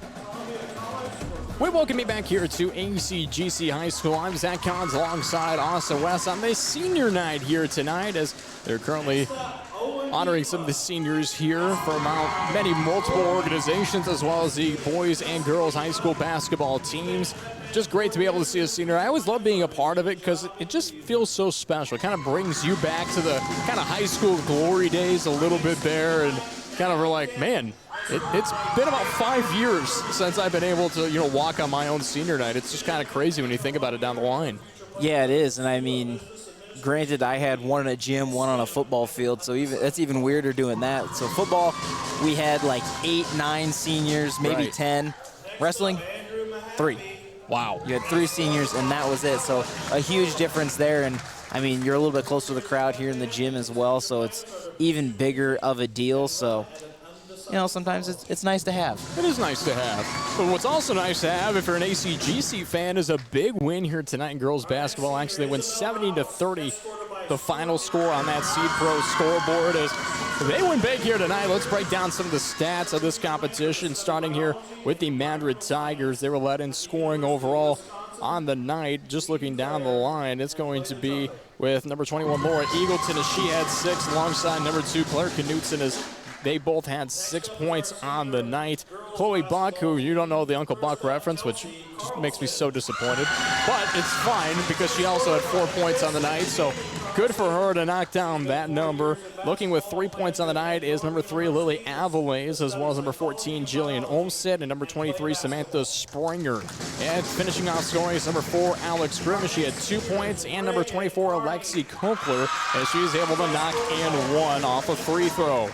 Look on the opposite side here for the Chargers. They're announcing some of the seniors here tonight, as Kelsey Carlson as well as number 22, Reagan Carney, head out to the floor to be honored for their accomplishments, as they kind of look forward to a lot of them going to college, a lot of them going into trades, a lot of them just doing a lot here. It's just being able to great to see kind of what happens down the line. Yeah, it's always fun to see which seniors have it planned out, which ones don't. Yep.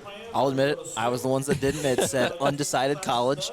Let it be known, I didn't choose my university until March of my senior year. Not so bad. A month in a week, basically, before graduation, I committed to Buena Vista to play football. So both my senior days, I had, he will go to an unnamed college, undecided college for communications, and that's just what it said. The most basic, senior day thing you can have, that was me. Well, at least you had something down the line. At least you had the communications part. I had the major down. You had the major down, and you stuck with it. Yes. Kind of. Yes, yeah, mostly. It's media now. Yes. They technically don't have a communications degree at Buena Vista. Okay. It's digital media, and then, that's their communications degree, basically. Right. Well, at least you figured it out. It's great that these guys are all figured out themselves. So yeah, mad props to anybody who figures it out before that final semester of senior year. I've had friends that figured it out by freshman year of high school. Some didn't figure it out till they made it to college. Right. Those people that figure it out early, huge for them to figure out, this is what I like, this is what I want to do, and that's what I'm going with. I'm like, hey, props to you. So congrats to these seniors. But kind of looking for the seniors here tonight for ACGC, Camden Richter, the just sophomore here, knocked down 17 points on the night, had 11 points overall in the first half. Just an impressive performance by her overall on the night. Just played one heck of a competition for ACGC. Down the line, 2 players with 16 points, and kind of looking at it, one of them a senior, the other a junior. So some of the higher scoring players here in this competition returning next season. It's kind of good to look forward to if you're looking at the program in the future. Shea Lemke, 16 points here on the night. She had 8 points in the first half, 8 points in the second half. Can't ask for any more balance there. And that's scoring Emerson Van Meter, 16 points on the night. She had not one, not two, not three, but 4 3-pointers alone in the third quarter. Did not score in the fourth because had a running clock, just kind of subbed out early, just kind of played a defensive role there. Yeah, and that last shot she missed, it just made me think of NBA playoffs. I think it was the bubble where Damian Lillard was playing and he finally missed that first 3-point shot, and he had the opponents praying like, thank you, he finally missed. And that's all I could think with maybe the Tigers were thinking there at that moment. Probably, because she was just on fire. I mean, you could have put anybody in front of her defensively, and she was just going to make the bucket like it was nothing. And it was always an answer for whatever the Tigers did. Made a shot, made a tough play, turnover, whatever it might have been. They had a Van Meter, basically 3-pointer, waiting for them every single time. And kind of looking down the line here as well, also going to kind of look at some of the other scores on the night. Not too many double-digit scores rather than the 3 we just mentioned, as Carly Kotzke was able to knock down 4 points. Stella Largent with 2. And Miranda Gruber also knocked down 1. Also, we can't leave out number 22, Reagan Carney. She had 5. And number 21, Becca Littler, as she knocked down 3. But ACGC, they'll move on into the regionals now here. They don't have another game of the regular season. This is their final regular season game. They pick up a conference win. They finish the regular season 15-5 and 11-4 in the West Central Athletic Conference. That's an impressive feat, to say the least, in my opinion. Absolutely. A great way to head into regionals. Will ended on a win. You look at your team and you're like, all right, I like what we've got right now. I don't feel like we have to go back to basics and try to relearn something before we head to the postseason. It's like, let's just improve. And looking at the opposite end here for Madrid, they'll also move on to the regionals, but they've got Grandview Christian on February 10th. So they're not really dealt an easy hand here, especially coming out of the regular season, as they'll finish 5-16 overall and 2-13 in the conference. Yeah, that Grandview Christian sends shivers down any Northland alumni spine, really, from the last 6 years. Took a couple championships away from Northland basketball over the years, so you know, I know that's a very good basketball school, men's and women's. They've both been fantastic over the years, so it'll be a tough task for the Tigers. It'll be a tough task. We'll kind of see what lies ahead for them alongside ACGC. Is that should be a good game. They got the bye the first round to play the second round on February 13th. You'll, of course, be able to always find all the final scores and everything right on our website at westerniowatoday.com. And Austin, of course, we've got to always mention our player of the game, which is brought to you by Service Master by Rice and Atlantic, serving Southwest Iowa with comprehensive restoration services for your home or business with great rates without the wait. We're not going to wait any longer here. Who's going to be your player of the game here tonight? I think it's got to go with the conference rival Van Meter. Oh, wait, the player Van Meter. I think, again, she was just fantastic from 3 and was never afraid to not take the shot, even with hands in her face. You got to love the confidence there. Even in a game you're up big, you can just drive in, just get layups all night. They just be like, hey, Van Meter, you want to keep making shots? Here you go. Right. That's pretty much all it was down the line all night long. Just impressive stuff from Van Meter. I couldn't agree more. Just morale killers, too. I mean, again, like we said, the Tigers girls team, they've got Van Meter 3-pointers waiting for them in the parking lot. As soon as they're on the bus, they're going to wake up mid-nap on the way home and just hear your voice, Van Meter from 3, and bang! And bang! Just wake them, startle them, shake them out, cold sweat on the bus ride home, unfortunately. You know, they'll just hear the word splash or swish, and it's just going to be like shivers sent through the body. Yeah, exactly. They'll hear Van Meter. They might even, you know, Google Maps, Van Meter will pop up, or they'll hear it and shiver it for the next couple days at least, I would think. They'll be looking at scores tonight. They'll see Van Meter on the score sheet. Like, oh gosh, okay, we gotta. It's not the same thing. It's not the same thing. Right. Yeah, they have to remind themselves. But again, she was just fantastic, and again, just made herself known, especially in the third quarter when, you know, it looked like Madrid would be able to get maybe some points on the board, started off to a hot start. She shut that down immediately and kept shutting it down.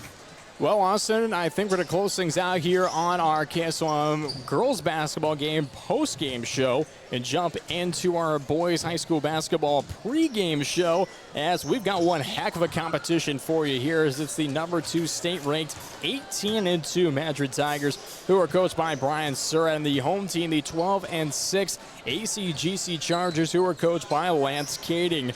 Welcome here to this basketball matchup between the Madrid Tigers and ACGC Chargers. Chargers for boys basketball action. Once again, I'm Zach Collins alongside Austin West. We're just about 12 minutes away from the opening tip-off as we start with our KSOM basketball pregame show on Western Iowa Today TV, powered by Dishnet.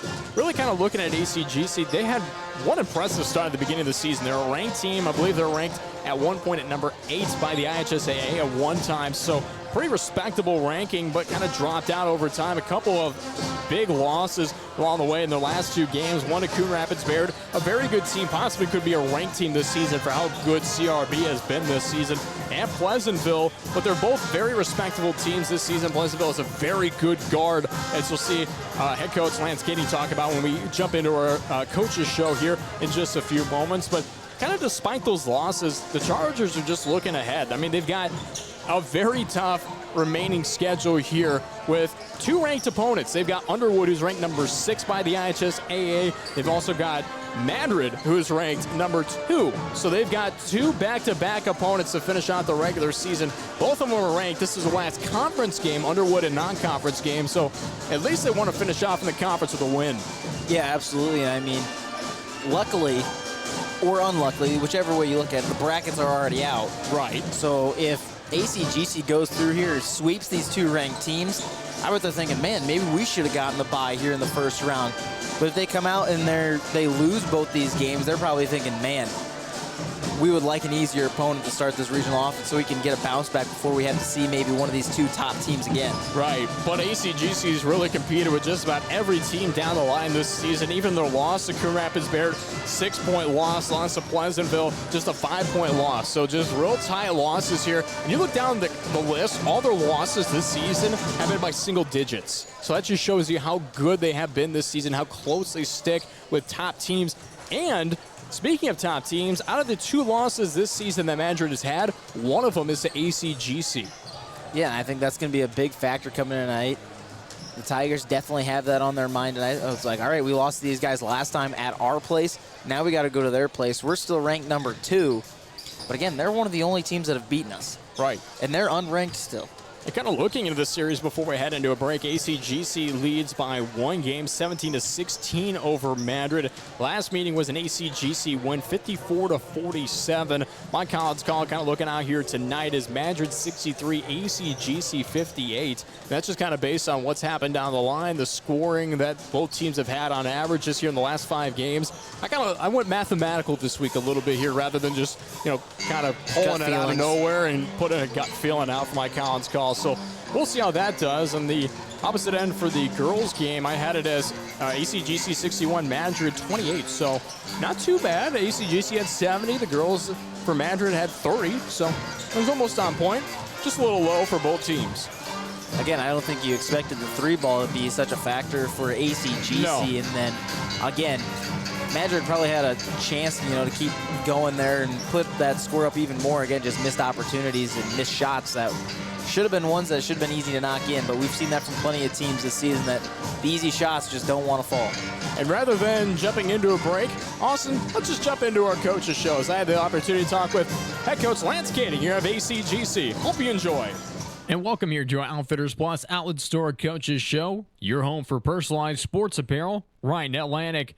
I'm talking with ACGC head coach Lance Kading. Lance, how are you doing here today? Good, Zach. How are you doing? I'm doing great. We're getting along. We're passing time. And, well, we've got a game coming up tonight, so it should be a lot of fun. So just kind of talk to me overall. I mean, how do you kind of look to literally get kind of back on track a little bit here? Just a couple of tough losses along the way for your boys. Yeah, it's tough and not a lot of practice time in between, but I don't know if that's a good or a bad thing. I feel like, the Coon Rapids game, we started slow, and they're too good a team to dig that big a hole. Made kind of a furious run there at the end. Was able to throw some shots in, and we had to cut to 3 with 30 seconds left. They did a good job of stepping up and making free throws. So just had a slow start on both ends of the floor, and that's not good against any team, let alone a good team like Coon that's well coached. So that was a rough one. And then Pleasantville at home, we didn't shoot well. Still led most of the way, and then got in some foul trouble late and had too many turnovers in the fourth quarter. So disappointing losses, but I mean, Coon's, they're a good team. They've only got 2 or 3 losses on the year. Pleasantville's a little closer to 500, but they were missing their leading scorer from last year for the first 5 or 6 games of this year. So they're better than their record. They're a good team. Provide a little bit of matchup problem for us, but thought we did pretty well for the most part. Just kind of let it slip away there at the end. So, definitely disappointed, but no shame in those 2 losses. It's 2 good teams. So, but then we get to turn around and get the number 2 ranked team in 1A Madrid and the number 4 ranked team in 2A Underwood to finish out the regular season. So it's it's gut check time. Right, it's a tough time, and I mean, you had a little bit of a practice time yesterday. Finally, after playing just game after game after game, what'd you guys kind of work on in that practice? Did a lot of shooting reps early in practice. Last year tournament time we kind of caught fire a little bit shooting in a couple games, and I think that's really kind of when we're at our best. We can get out and transition and on some good threes, get some paint touches and some kickouts, get guys in a rhythm and confident early. Tends to help us. Also worked on some finishing and some playing through contact. Get to the postseason. These games are going to be more physical, so just kind of getting ready for that. And then kind of touched on a few of the different defenses we've run throughout the year, just kind of refreshers on them. We don't, like I said, haven't had a lot of practice time the last couple of weeks, so just kind of trying to stay on top of things like that. Yeah, I mean, today you'll be taking on Madrid. You kind of mentioned a little bit before, who's currently number 2 in the state, a team that actually a month ago you kind of just beat them by a slim margin. How do you really look to get a repeat here? Yeah, that's I feel like we match up well with them, but I mean they're really, I mean they got 3 guys that can fill up the stat sheet, and then they got some big guys underneath that do the dirty work, and it's just they're about like us. They play 6, 7 deep. Occasionally they'll go 8 deep, but mainly it's their top 6 or 7 guys, and they shoot the ball at a really high clip, and they're disciplined on defense, and it's a tough matchup, but our guys, they really got excited for that game there, and we're able to go in there and get one, and I think they're excited for this game tonight too. It's a senior night, we have 4 seniors. We'd like to get that one last conference win. It doesn't really mean a whole lot for the standings. I think we're kind of where we're at, but still kind of always want to end the conference season with a win, and it's gotten to be a pretty good rivalry with them the last few years. We've both been pretty good and kind of traded some blows, but it's definitely going to take some creativity and multiple efforts on defense and different defensive looks, and just kind of keep them off balance, and hope, last time we played them, they had a bit of an off night shooting, and I think our defense had something to do with that, and hopefully we can repeat that tonight. And kind of talk about your seniors too a little bit here. I mean, you've got some, coming down the line, about 4 seniors. Just highlight some of their accomplishments here along the way, even this season. Yeah, Lance Bundy and Anthony Solorzano both started for us last year as well. Been good, provided good senior leadership this year. Lance is more of a scorer, playmaker type guy, and Anthony, he's capable of scoring. He's had a few games this year where he's pushing close to 20. When he's knocking down shots, he's tough. But his main value to us is his defense and his leadership. I mean, he's on one of the 2 best offensive threats on the other team every night. So good that way. And then Nate Chance come off the bench for us the last 2 years. Another 6'1", strong, athletic kid that gives us some versatility on defense and really shines offensively when we play against zones. He's got a real knack for getting behind the zones and finding the cracks and being there to steal guys and get some layups. But, and then we got Carter Neff, who hasn't seen a lot of varsity action, but really, really good shooter. And he's been with us for 4 years and never complains, does what you ask him to. This year we were a little bit short on numbers, so we asked him if he'd like to play JV, just so he gets some playing time. And he said absolutely. And he's been a really, really big benefit to our JV team this year, just, for a leadership standpoint for the young guys and kind of showing them how to work hard and do your job and star in your role. So 3 really great young men, and, I'm sure they've got lots of good things ahead of them, and we'll celebrate them tonight and hopefully send them out with a win. And kind of talking here on tonight too, I mean, just kind of looking ahead, how important is tonight's game in terms of going into Thursday's game against Underwood? Lost a couple in a row here. I'd like to get back on the winning track. But yeah, coaching cliche, 1 game at a time. This is a conference game for us. Same class as us, 1A. So these games don't mean a lot as far, the pairings are already out and everything, but I'm a competitive guy. My guys are competitive. We want to win every time we step on the floor. So as far as what this does to get us ready for Underwood, I'm not sure a whole lot other than, getting on the floor and being competitive and regardless of the result, feeling good about how we played. We'd like to head into the postseason playing well, regardless of the outcome. So, but, Underwood's a whole different set of challenges than Madrid. They got a lot of size, which, we're not small, but we don't have as much size as they do. And, they shoot the ball really well too. And I don't know. I mean, last year we played them pretty tough. I think we lost by 5 or 6 in overtime. Thought we should have had it won in regulation, but missed a free throw and gave up a 3, and they forced overtime and did a good job of closing us out there in overtime. So, but they've got a lot of those guys back this year. So I don't know. It'll be a fun week, that's for sure. Well, Lance, thank you so much for your time here on our Outfitters Plus Outlet Store Coaches Show. Good luck in this competition tonight. Should be a really good rematch. All right, thanks, Zach. That was ACGC head boys basketball coach Lance Kading right here on our Outfitters Plus Outlet Store Coaches Show. Your home for personalized sports apparel right in Atlantic. We're going to take a quick break here on our KSOM pregame show, get you some commercials, and get you right back here into the action for the starting lineups and what we expect to happen here tonight. Don't go anywhere. Stay tuned right here on Western Iowa Today TV, powered by Nishtananet. With things winding down for the year, it's time to stock up on genuine AGCO parts and service at Ziegler Ag Equipment. Get OEM, rigorously tested, genuine AGCO parts made with superior quality materials in stock whenever you need them. Don't delay. Get your machines serviced now and hit the ground running in 2024. Stop by your local Ziegler Ag Equipment today to learn more.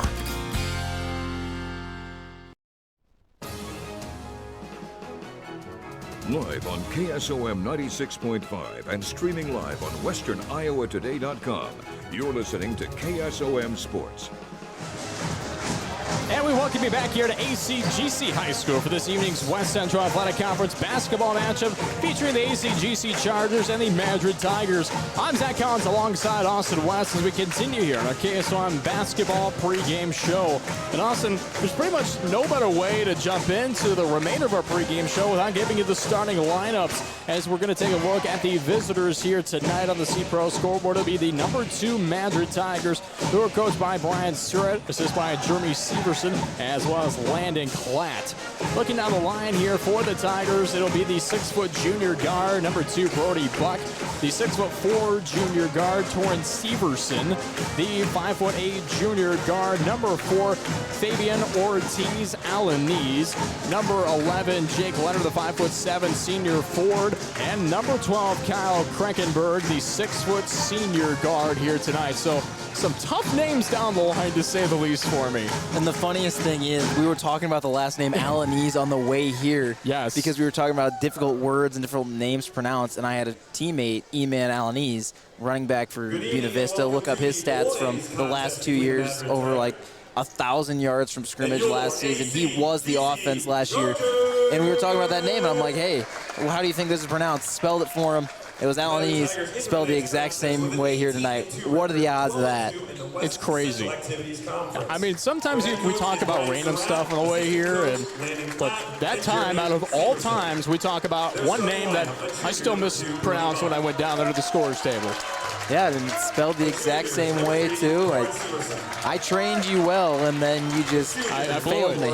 I also blew it in terms of writing names on here. I wrote Wilson instead of Warson, and I'm sitting next to the Warson family, and they looked at me, and they're like, oh, well, I think you might have something wrong down on the list. And I was like, well, yeah, that's why you confirm with the scorer's table every time. So thank you to the scorer's table for being so fantastic here tonight on both sides. And you forgot to mention the funny part. The one person sitting at the scorer's table for Madrid is one of the Warsons. It's his brother. So good job on me here tonight.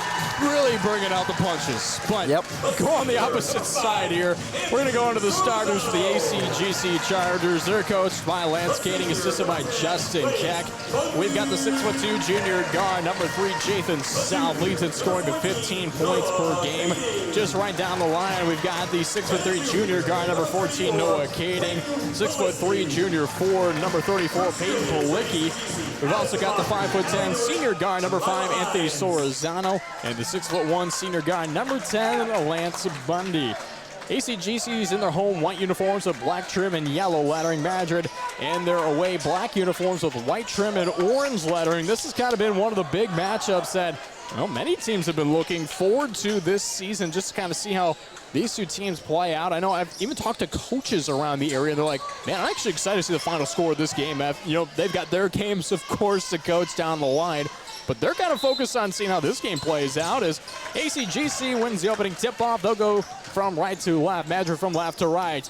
Take on the interior, miss attempt there for Kading, and a board hauled in by Kruckenberg.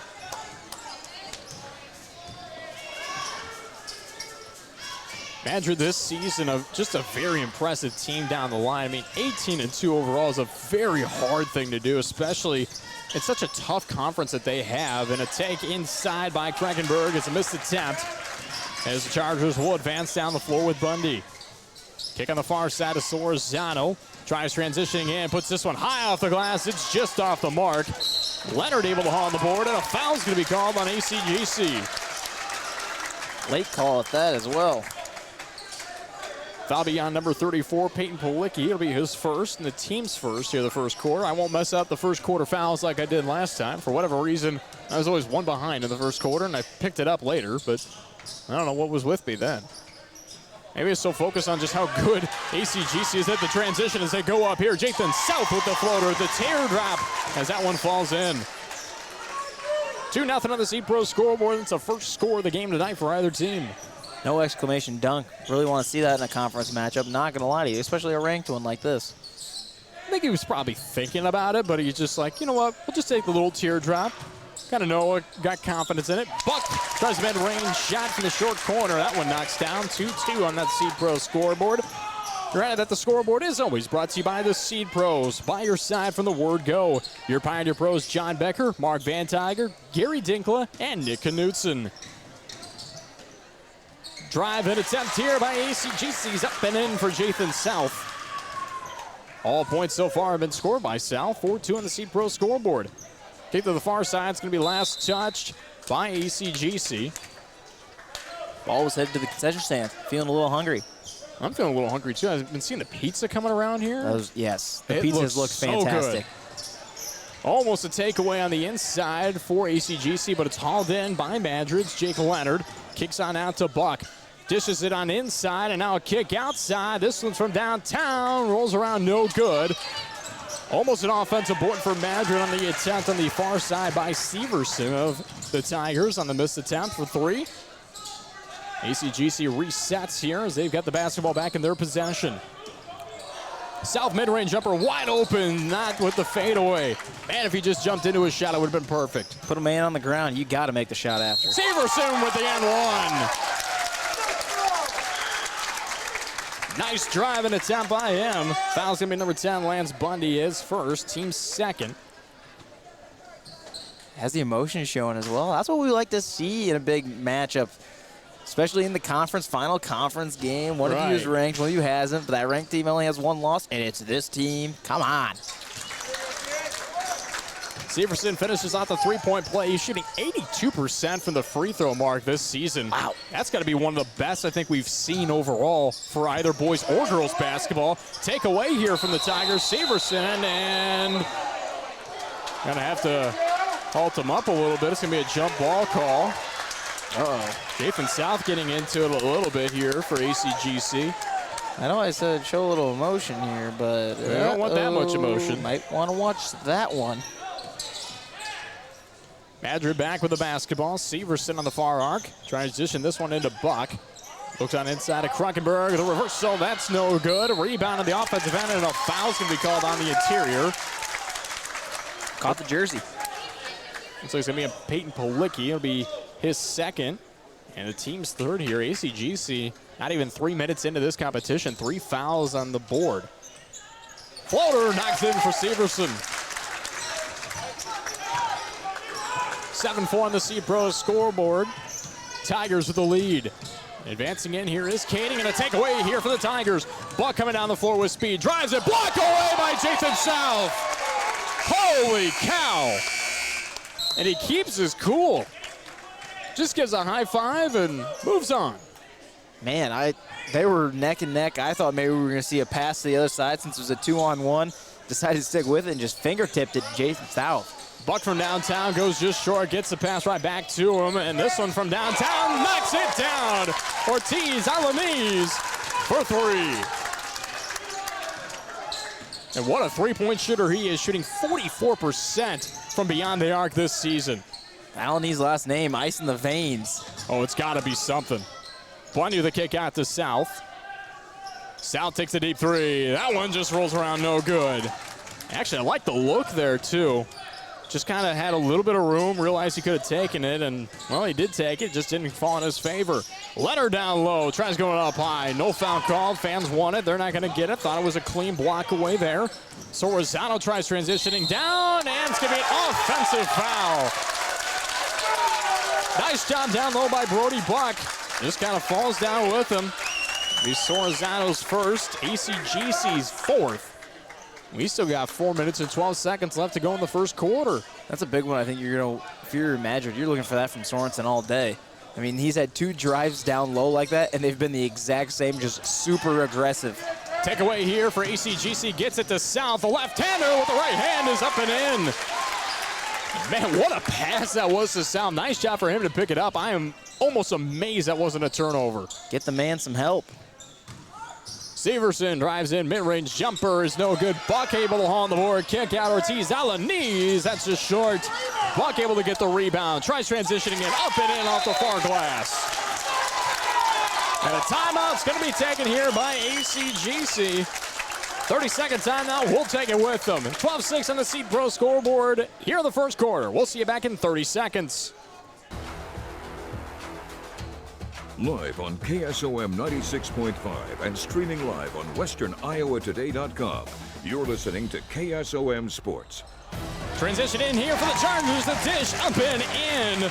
What a play there. Nice job by Nate Chance. Able to put a couple points down on the board. As it's 12-8 on the Seed Pro scoreboard. Madrid leads in this competition. Blocked down low by Soriano. Holy cow, Chargers coming out of the timeout with a lot of speed. Lance Bundy transitions in. That one doesn't go in his favor. Rebound hauled in by Brody Buck. If you're just joining us here, I'm Zach Collins alongside Austin West, taking timeouts when I probably shouldn't, but hey, we're back here in action regardless. Big three for Buck. Hits the near side of the rim and picked up by Jathan South. Transitions down the floor. Looks near block, up off the glass, up and in. 8 points for South here tonight. 30-second timeout call for Madrid. We'll actually just stick with you right here on Western Iowa Today TV, powered by Nishtanet. 12-10 now on the Seed Pro scoreboard. That's a timeout that ACGC is now taking advantage of here. Yeah, absolutely. I mean, you get one bucket and a block off a timeout and force the other team to use theirs and even it back up. Wow. It's impressive stuff, and Jathan South, impressive stuff. 8 of the 10 points are his. Just continues to drive down all the other ones. Nate Chance with a dish on the inside. Feels like Justin Herbert on a certain Chargers we know as well. Get the man. I mean, granted, he has all-pro help, but man, it sure doesn't feel like it. Not all the time, no. Or ever. Pretty much ever. Old man Keenan Allen, old man Austin Eckler, old man Mike Williams. We've got a lot of young men here on the floor tonight. Brody Buck tries driving in. That one's up and in. Old man Joey Bosa, old man Khalil Mack. Deep three for South, just short. Rebound here for Madrid. Yeah, you do mention it when you look down the line. A lot of veterans, to say the least, on that squad. Old man Eric Kendricks. Oh, Viking, former Viking. Turnover here for South. Drives in, left-hand layup, up and in. All right, I could probably go down a list and name a lot more old guys on the Chargers, but we won't because we're watching basketball, and it's a young Chargers team playing here tonight. Turnover, Nate Chance able to hold that one in. Kicks it to Lance Bundy. He transitions down the floor, up and in, the N1, Soriano. Holy cow. That was close. I thought he had his feet set almost. I thought he did too for a second, if I'm honest with you. But gets the foul drawn. It's going to be on Fabian Ortiz Alanis. That'll be his first. And surprisingly, the team's first Yeah, that's foul. the big thing. Team's first. Under 2 minutes left in the first quarter, and the team's first foul Tate Palicki checks in here for ACGC. Almost gets the board after the miss by Solorzano. Doesn't finish off the three-point play, but puts it at 14 on the Seed Pro scoreboard. Minute 33 left to go here in the first quarter. Front court right side, Brody Buck transitions this one around. Blocked down low by Nate Chance. Severson thought he had an open gap, tried to kind of go around. He even saw the shoulders move, but Chance, it's a little bit of a volleyball ability as he'll check out as South checks in. And there could have been a foul down low there, too. Looked like maybe a little bit over the back, but again, not going to have it there. Almost a turnover. Buck able to remain with the basketball. Kick on the interior, and it's going to be a foul call.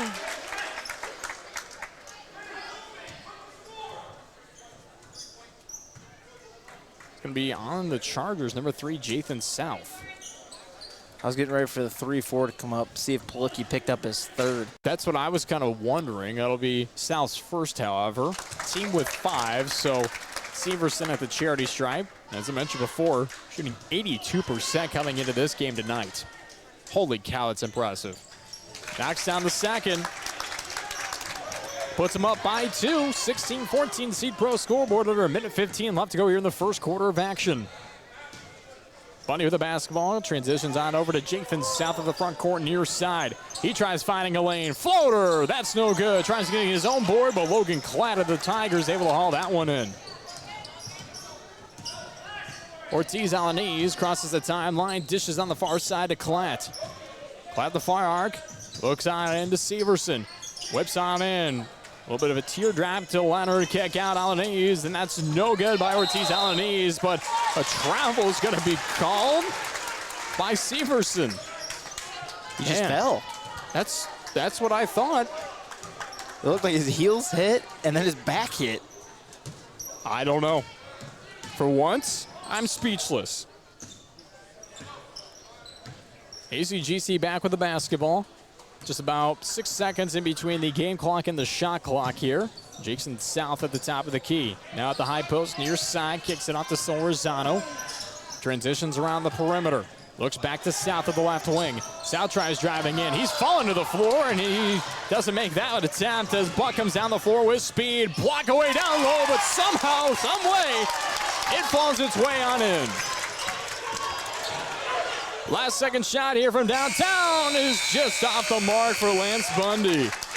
Holy cow. Boy, do we've got a first quarter for you. Madrid leads at the end of the first, 18-14 on the Seed Pro scoreboard. We'll see you right back here in just 30 seconds to jump into the second quarter of action. Thinking about what you want to do in retirement can be fun, and planning for it doesn't have to be difficult. According to Money Guide Incorporated, only 3 out of 10 Americans have a financial plan, and 1/3 report they have no retirement savings. Financial planning is not just all about assets, investments, and net worth. It's about identifying your financial goals. Hi, I'm Erin Friend, a certified financial planner and registered investment advisor. We help you create a customized financial plan based on your expectations, financial situation, and goals. Please contact Mark Smith or me at 243-2466. Member SIPC.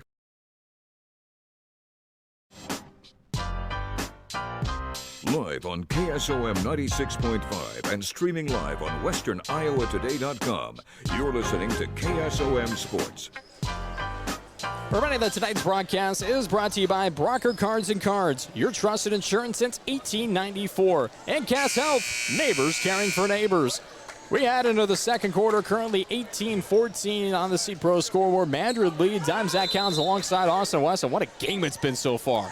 Absolutely great back and forth. I would not be surprised if emotions get the best of somebody here tonight. I don't know who it's going to be, which team it's going to be. Is it going to be a player, a coach, a fan? Who knows?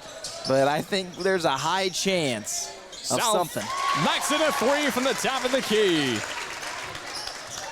Holy cow, he has just been on fire here tonight. He's got to be. He's been the one holding them in this game so far. He's got 13 points of the Chargers, 17 on that Seed Pro scoreboard. 2 other players just with 2 so far tonight. Pass on the far block. Oh, almost a block away for Jathan South. He's going to be called for the foul. Good His call. second, team's first. I like the call. My pen just explodes, and that's lovely. At least it still works. Just put Still it all works. back together. But again, it looked like a good block, just came in a little low, so his hand caught ball, but his forearm caught all wrist and hand. Jake Leonard at the charity stripe here, 59.5% from the free throw mark this season. Still not too bad down the line here at the high school level. Knocks in the second, missed the first, his first points on the night. Currently 19-17 on the Seed Pro scoreboard. Madrid still up top by 2. I think one of my favorite things about this game so far, Madrid student section looking just as full as ACGC's. It's kind of impressive to say the least. Pass down low, up and in on the teardrop by Palicki. Keep using the big men like that. I like that they utilize them down low, especially on the low block. That's where I've seen kind of Madrid's defense struggle a little bit, is protecting that lower underneath the basket portion. Ortiz out of the knee, splash for 3. Deep three-pointer as well, nothing but net. Kading kicks out to South on the far side. 22-19 on the Seed Pro scoreboard. South of the high post, looks at Palicki, spin move, floater, that's up and in. Whew. Less than a floater, more like a laser to the basket. Still down by 1 are the Chargers. Ortiz on his with the basketball. Kicks out to the far side. Klatt from downtown. That's off the mark. Board hauled in by Leonard. Goes up to Ortiz on his. Tries transitioning in. The kick out. The 3 by Klatt is just off the back of the iron. Rebound here by Solorzano. ACGC's got a little bit of a break. Kick out near side. Three-pointer. Bundy knocks it down. Bang, bang.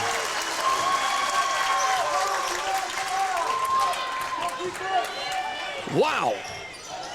This will be a great game. Buck with the basketball in the near wing. Guarded heavily by Solorzano. Goes to Ortiz on his on the far side. Goes back to Logan Klatt in the far corner. Transitions in, looks to Leonard, back to Klatt. Klatt takes a short corner, mid-range jumper, splash as that one knocks down for 2. Tie game, 24-all, Seed Pro scoreboard. ACGC tries transitioning now here. Kading on the far block. Looks for an open man, finds South. South spins, tries going at the high post, now tries going down low. It's just this one up and off the glass and in. Holy cow, he continues to keep his team in the game. 26-24.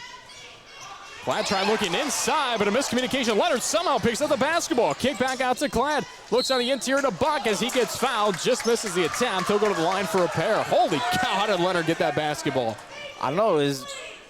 I look into Chargers' hands. I look down, I look back up. Somehow they got back at it at the outside and get a three-pointer up. I was like, wait a minute. Wait a minute. Kading being called for the foul. That'll be his first.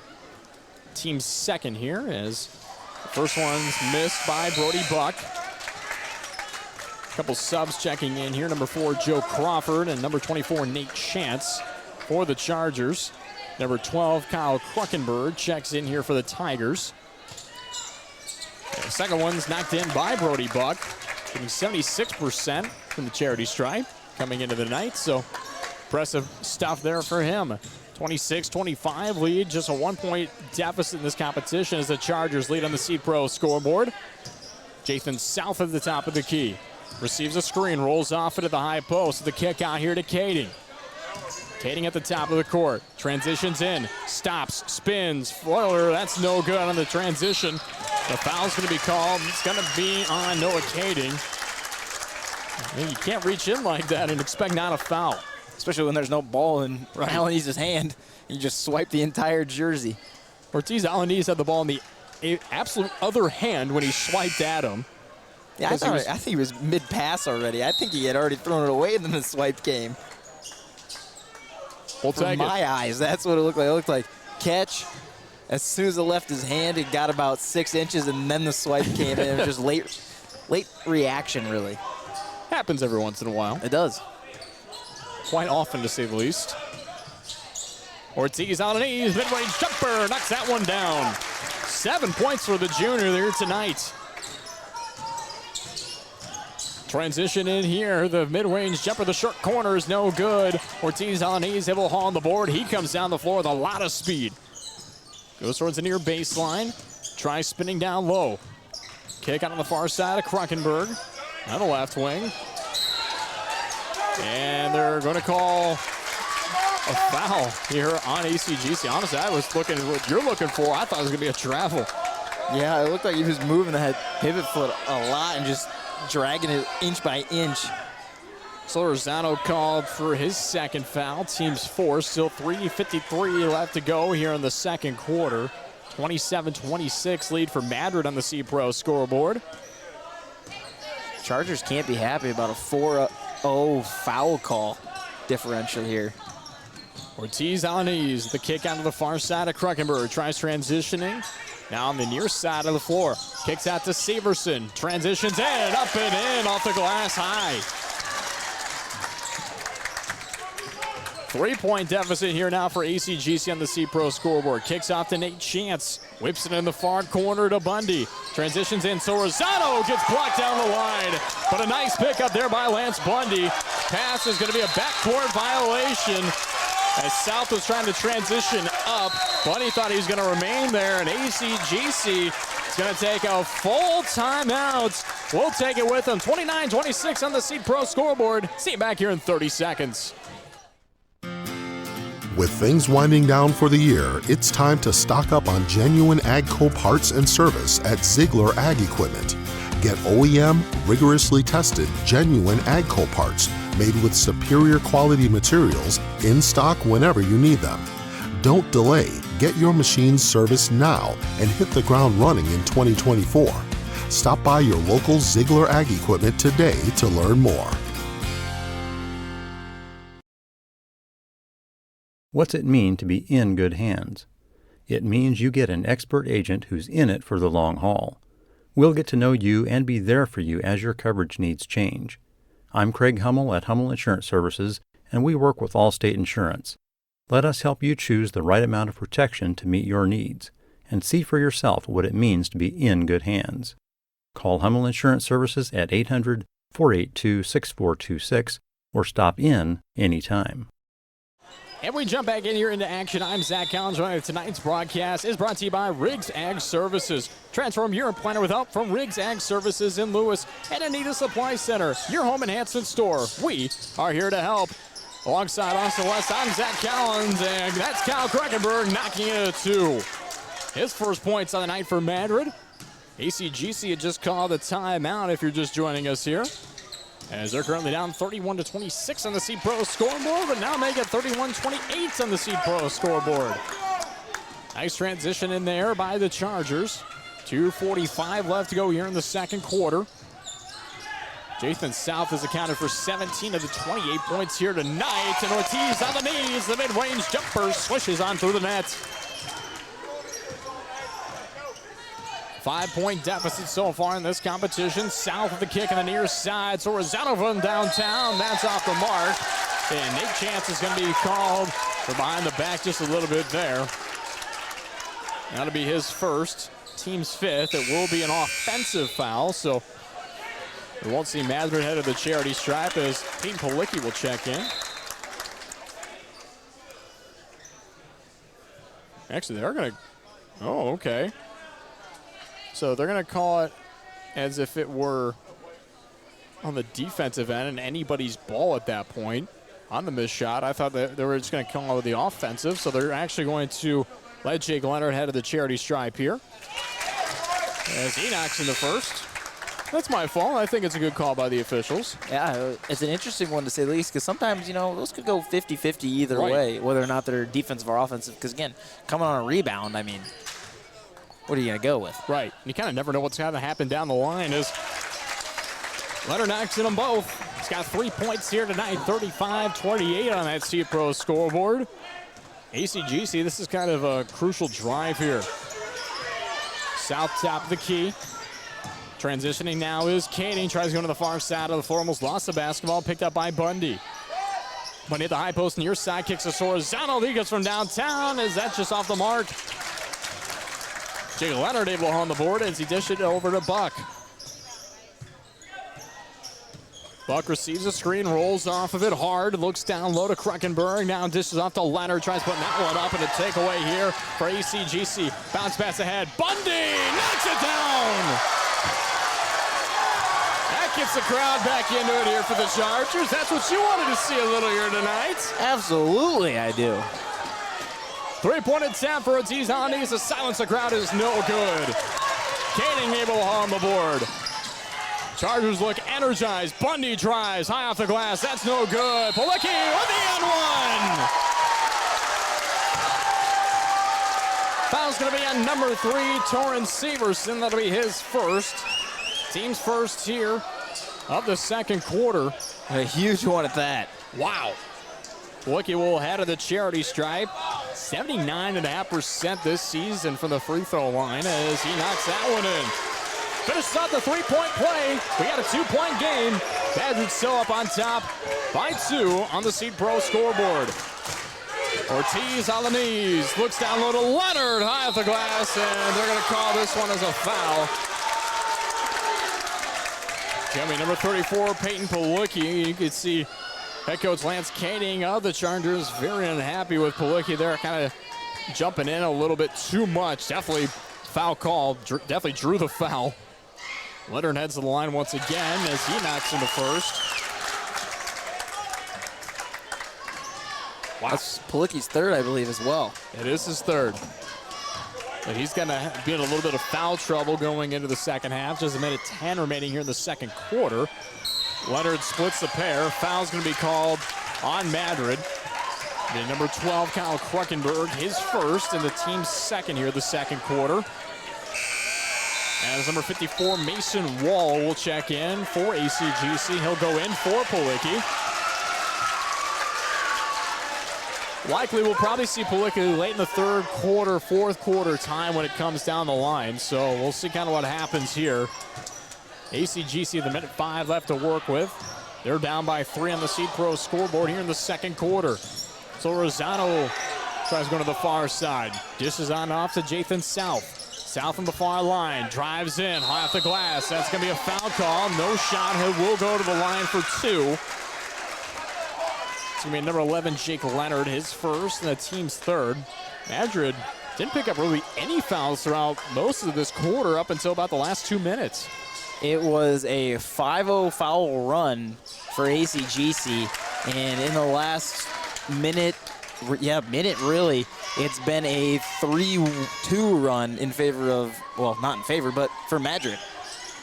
South splits the pair at the line. He's 81% at the charity stripe so far this season. Shot clock and game clock started by about just 16 seconds. It looks like ACGC might have one last possession here to end the first half, depending on what Madrid does here. Ortiz Alanis bounce pass in the interior to Kruckenberg, rolls around and in. Rolls is an understatement. That thing sat there like a slow flushing toilet. A little bit, like those old school ones. Shot clock turned off. 20 seconds left to go here in the second quarter. Head coach Lance Canning telling his team to hold up here. Now he wants to screen up top. Canning with the kick to the near side. So Rosano whips back to Canning at the left wing. Loses his own control, falls to the floor.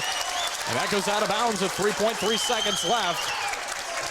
Now you got to stop it here if you're ACGC. You don't want Madrid to get this one off. South able to pick it up. Three-pointer, no good. Holy cow. What a second quarter we had for you there. 38-34 as we head to halftime. Madrid currently up top on that Seed Pro scoreboard. Don't go anywhere. Stay tuned right here on Western Iowa Today TV, powered by Nishanet, as we're going to break all the things down throughout the first half and get you ready for the second. We've got a game, folks. See you back here in just 2 minutes.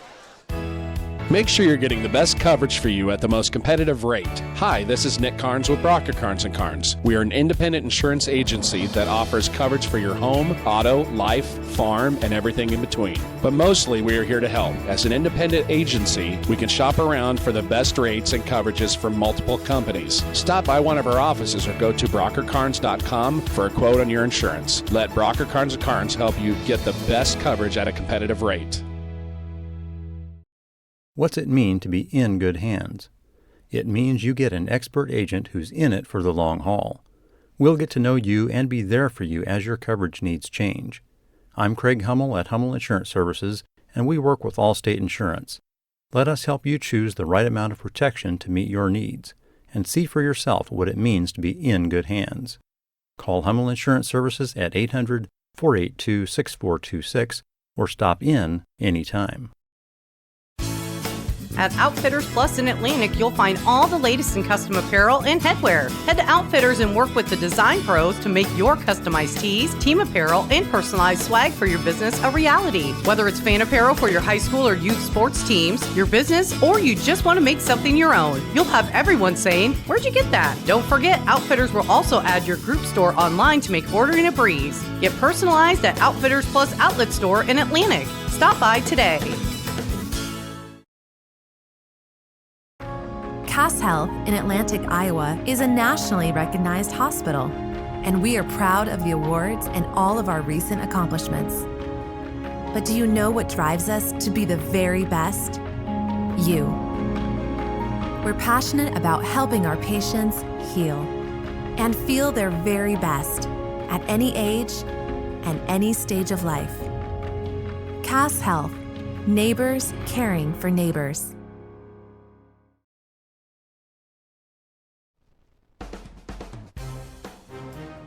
Live on KSOM 96.5 and streaming live on westerniowatoday.com. You're listening to KSOM Sports.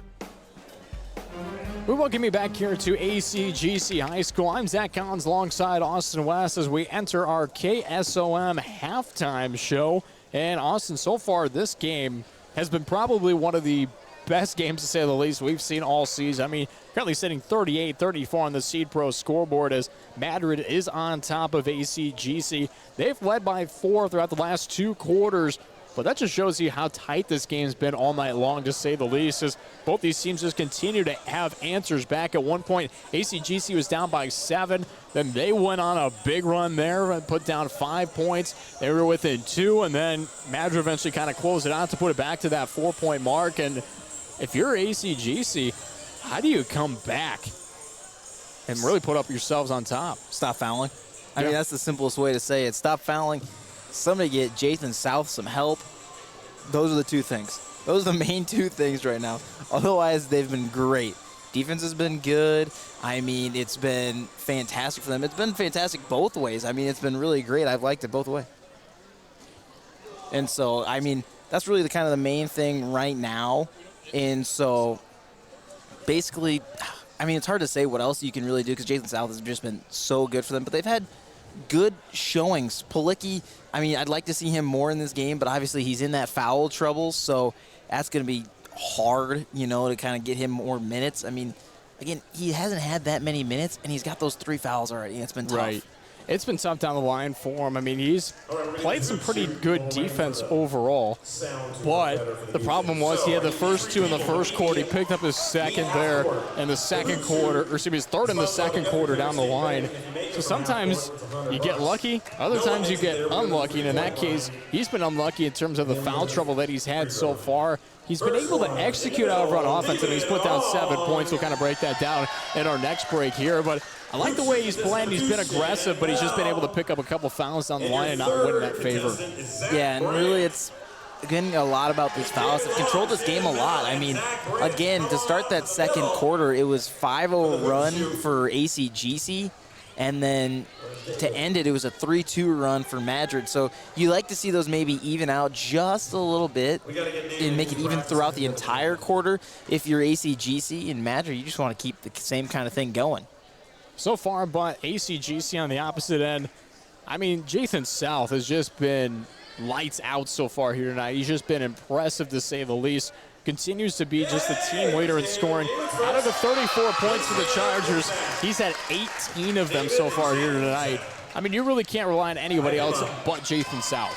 Which I think could start to be a problem. I mean, Madrid focused the defense on him, or maybe he starts getting his own head, and he's like, man, I have to be the one to do this, and so he doesn't really look to any of his teammates. And I mean, that's obviously a thing that can happen too.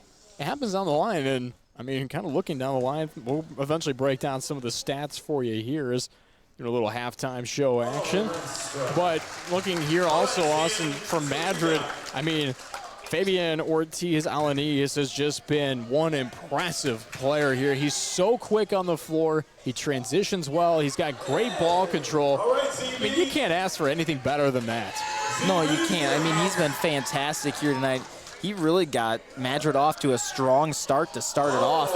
Again, early in the first quarter and then kind of late in the first as well, right before we headed to the second. And then kind of in the second, he was kind of quiet. Right. But overall, I think he remained with the ball control. He kept his team up. He had pace. He had played good defense. Can't ask for anything better than that out of a player here tonight. And one other player to mention before we kind of go here into a break is Torrance Severson. He's got 9 points so far. He's just been dominant down low. He's been able to knock in his free throws. He's been dominant down low in the paint. Really, you just can't ask for anything better out of a player with him as well. What's made him so successful? I mean, it's been hard to say. I mean, they've just been able to move the ball around a lot to maybe give him some more opportunities, and we're hoping to see maybe more from him as well. So, again, that's going to be kind of the thing. And one of the things for the Tigers as well, I think, we know when they have Leonard down low, they've gone through him a lot. So that's going to be something to watch through. They love hitting him on the baseline as well, so it should be interesting to see. Should be interesting to see. It should be interesting when we break down the stats for you right here after this break, as we'll just jump into a quick break here. See you back here in just a few moments on Western Iowa Today TV, powered by Nishnanet. When you walk your fields this spring, will each plant have emerged consistently? Ensure consistent emergence of every plant by managing residue, firming seed, and controlling downforce with precision planting upgrades for your planter so that every seed gives you return on investment and isn't left to chance. Transform your planter with Riggs Ag in Lewis and get the best stand you ever had. Call Jim Riggs at 712-254-2408 today. Cass Health in Atlantic, Iowa is a nationally recognized hospital, and we are proud of the awards and all of our recent accomplishments. But do you know what drives us to be the very best? You. We're passionate about helping our patients heal and feel their very best at any age and any stage of life. Cass Health, neighbors caring for neighbors. Anita Supply Center is here for you. From the big jobs to the small tasks, we're here to help. Hi, this is Kim with a reminder of our hours, so when you need our help, we're here. Anita Supply Center is open Monday through Fridays, 7 to 5, and Saturdays, 8 to 5. We're here 6 days a week for all of your building, landscaping, how-to projects, repairs, and more. We offer free in-home measurements, free estimates, and can help put your ideas together. Anita Supply Center is open 6 days a week for all your home improvement and building needs. If authentic Mexican food is what you're craving, then come on into Rancho Grande in Atlantic. We're more than just tacos and margaritas, but we do make the best of both. We have appetizers, beef, chicken, seafood dishes, and desserts. Mixed drinks, wine, imported and domestic beers are on the menu too. Dine in or relax on the patio with family, friends, date night, or a quick stop before or after the game. Open 7 days a week. You'll be able to fill in your cravings of authentic Mexican food at Rancho Grande in Atlantic. Are you ready to be part of something bigger? I'm Myron Stein, president of Stein Seed Company. We're seeking exceptional individuals like you to join our team as independent sales representatives. If you're passionate about agriculture, ready to make a difference, and want unlimited earning potential, join the Stein team as an ISR. To learn more about open positions near you, contact your local Stein RSA, Darren Petty, at area code 712-249-5884. Thinking about what you want to do in retirement can be fun, and planning for it doesn't have to be difficult. According to Money Guide Incorporated, only 3 out of 10 Americans have a financial plan, and 1/3 report they have no retirement savings. Financial planning is not just all about assets, investments, and net worth. It's about identifying your financial goals. Hi, I'm Erin Friend, a certified financial planner and registered investment advisor. We help you create a customized financial plan based on your expectations, financial situation, and goals. Please contact Mark Smith or me at 243-2466. Member SIPC. Live on KSOM 96.5 and streaming live on westerniowatoday.com. You're listening to KSOM Sports. And a reminder that tonight's broadcast is brought to you by Hummel Insurance. Service is the difference with Hummel. I'm Zach Collins alongside Austin West. We're currently here in our KSOM halftime show. Just about 5 minutes till we open up the second half of action. Currently 38-34. Madrid leads on that Seed Pro scoreboard. And very nice performance there by the ACGC color guard. And just great to be able to see kind of the school bring a lot of people together in the shooting contest at the color guard. Can't ask for anything better than that for a little halftime action. No, usually, sometimes you get the little kids playing basketball. Sometimes you'll have fun raffles and stuff like that. Can't go wrong with the presentation of some other groups around campus as well, whether it's the dance team or the color guard or maybe even the band sometimes. So, makes the time pass a little quicker at halftime. That makes it great. And you know what is great? Madrid scores so far, as we're going to break down some of the leading scorers here so far for the Tigers tonight. Fabian Ortiz, Alanis leading in scoring as he's got 10 points on the night. Brody Bucka as well as Torrance Severson, they each have 9. Jake Leonard and Kyle Kruckenberg each have 4. And Logan Klatt finishes off scoring in the first half with 2 points here on the night for a total of 38 points so far. On the opposite end here for the ACGC Chargers, they're led in scoring by number 3, Jathan South. 18 of the Chargers, 34 points have been by South so far in this competition. An impressive feat to say the least. Peyton Palicki right behind him as he's knocked down 7 points. Lance Bundy with 5, and Anthony Sorazan as well as Nate Chance each have 2 so far in this competition. And really the only starter not to score yet is Noah Kading. He's had a couple of opportunities down the line, averages around 12.4 points per game this season. So I would expect to see him to score coming in throughout the rest of this competition. We'll kind of see what happens down the line. Yeah, I'd like to see Bundy get involved a little bit more as well. That last game we covered for him against AHSTW was a great one there, and we saw Bundy get involved a lot. I mean, got to use the Al Bundy references. Again, greatest football player in Polk High history, 4 touchdowns in 1 game, and so really haven't been able to see that tonight because, again, he's really just been quiet a lot of time. He's taken not many shots. I think he's scored on about 75% of his shots, but, again, he hasn't taken very many either. He's been passing the ball around a lot, so I'd like to see him maybe put some more shots up. But, again, he's really been good from the perimeter this season, but hasn't really been able to take those shots.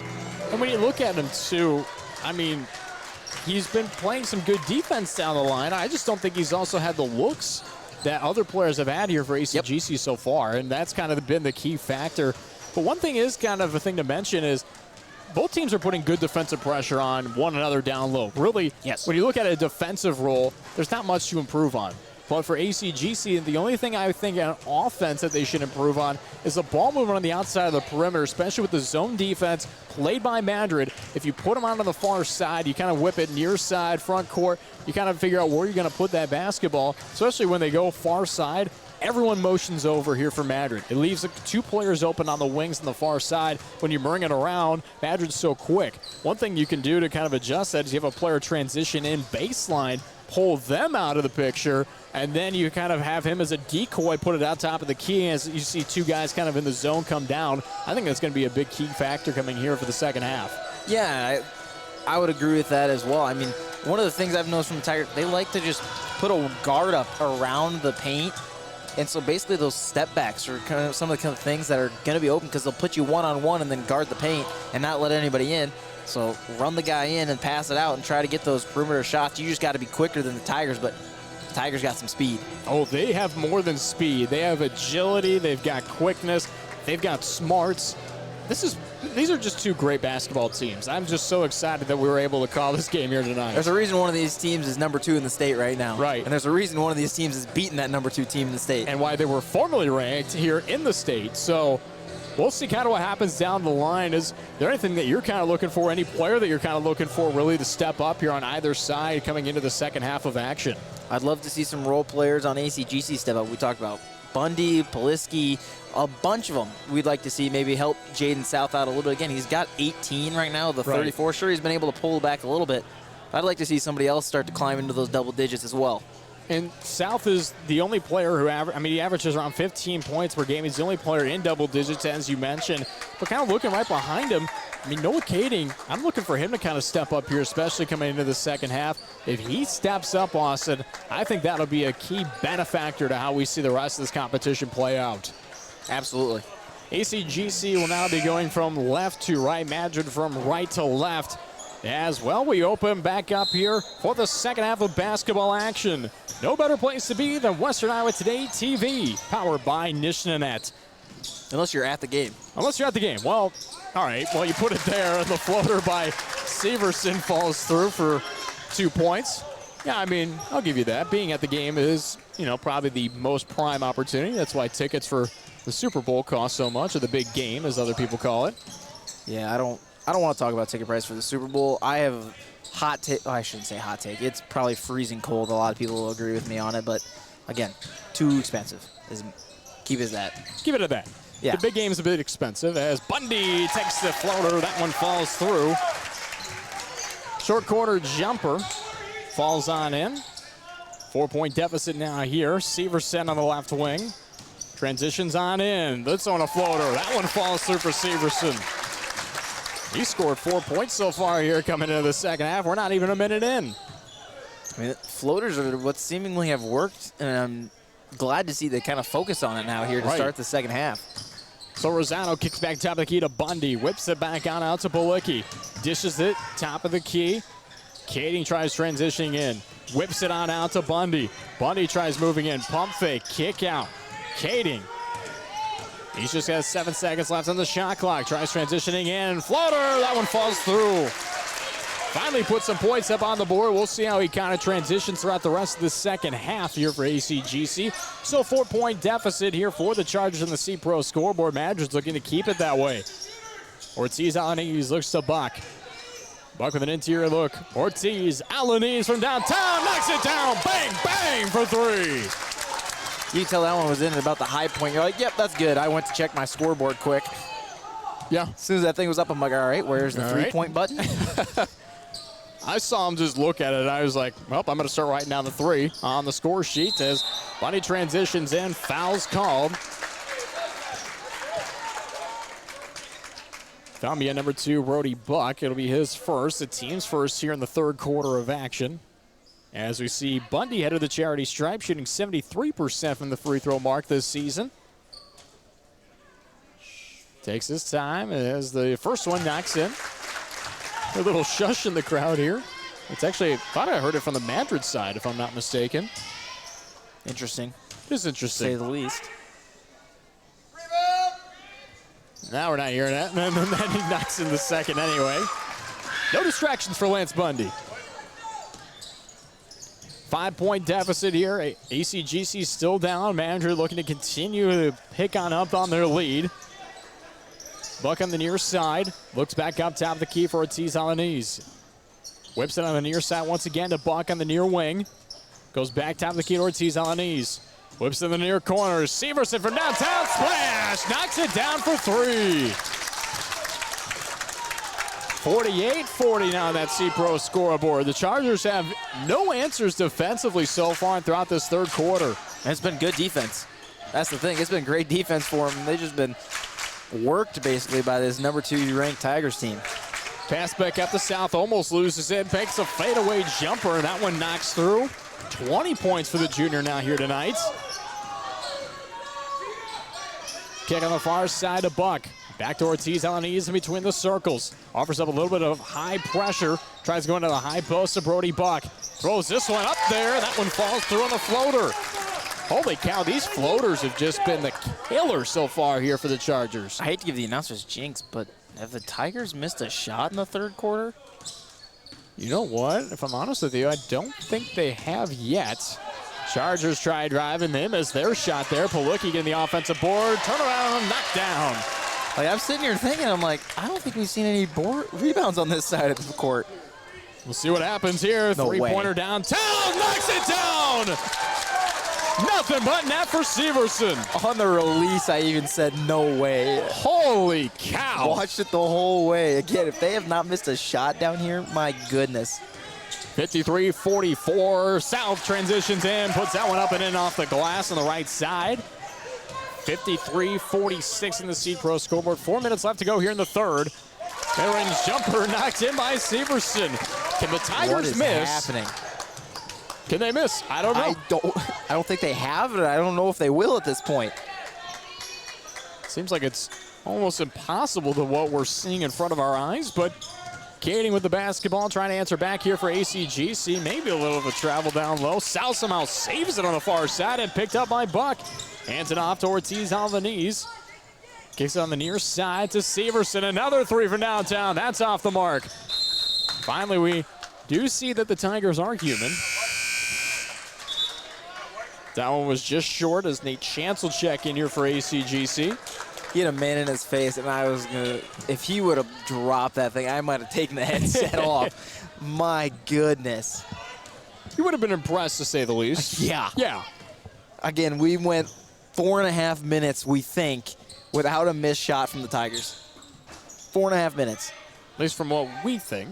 I believe that's what happened is the case. 55-46 in the Seed Pro scoreboard. Madrid still up top by 9. South with a missed attempt on the far side as Ortiz Albanese able to pick that one up.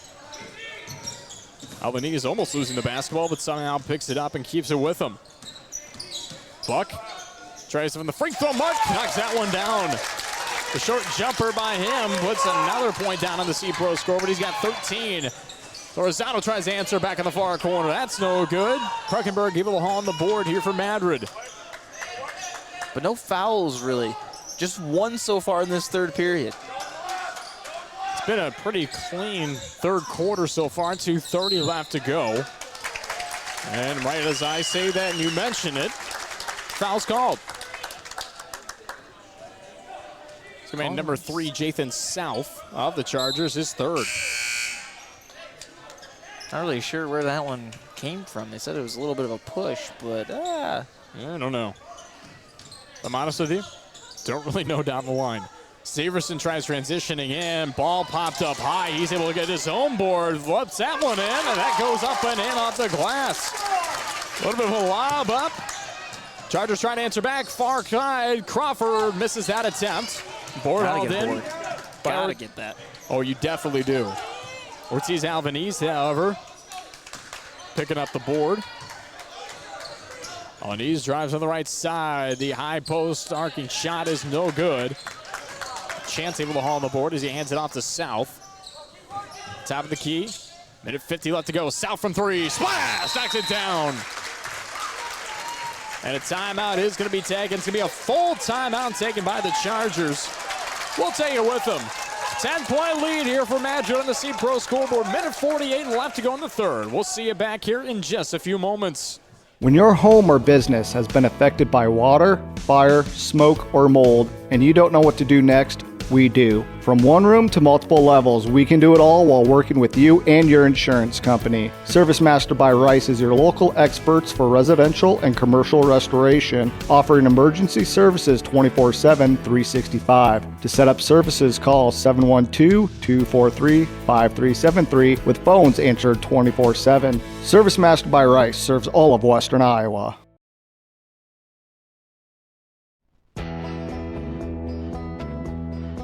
Live on KSOM 96.5 and streaming live on westerniowatoday.com. You're listening to KSOM Sports.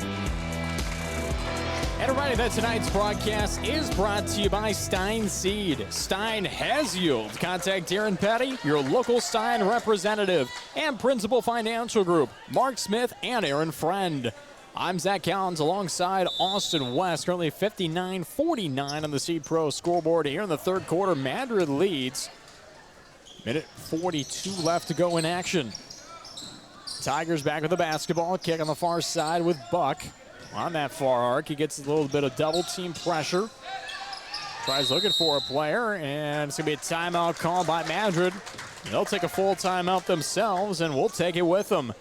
Still 59-49 Seed Pro scoreboard. Minute 31 left to go here in the third. See you back in just 30 seconds.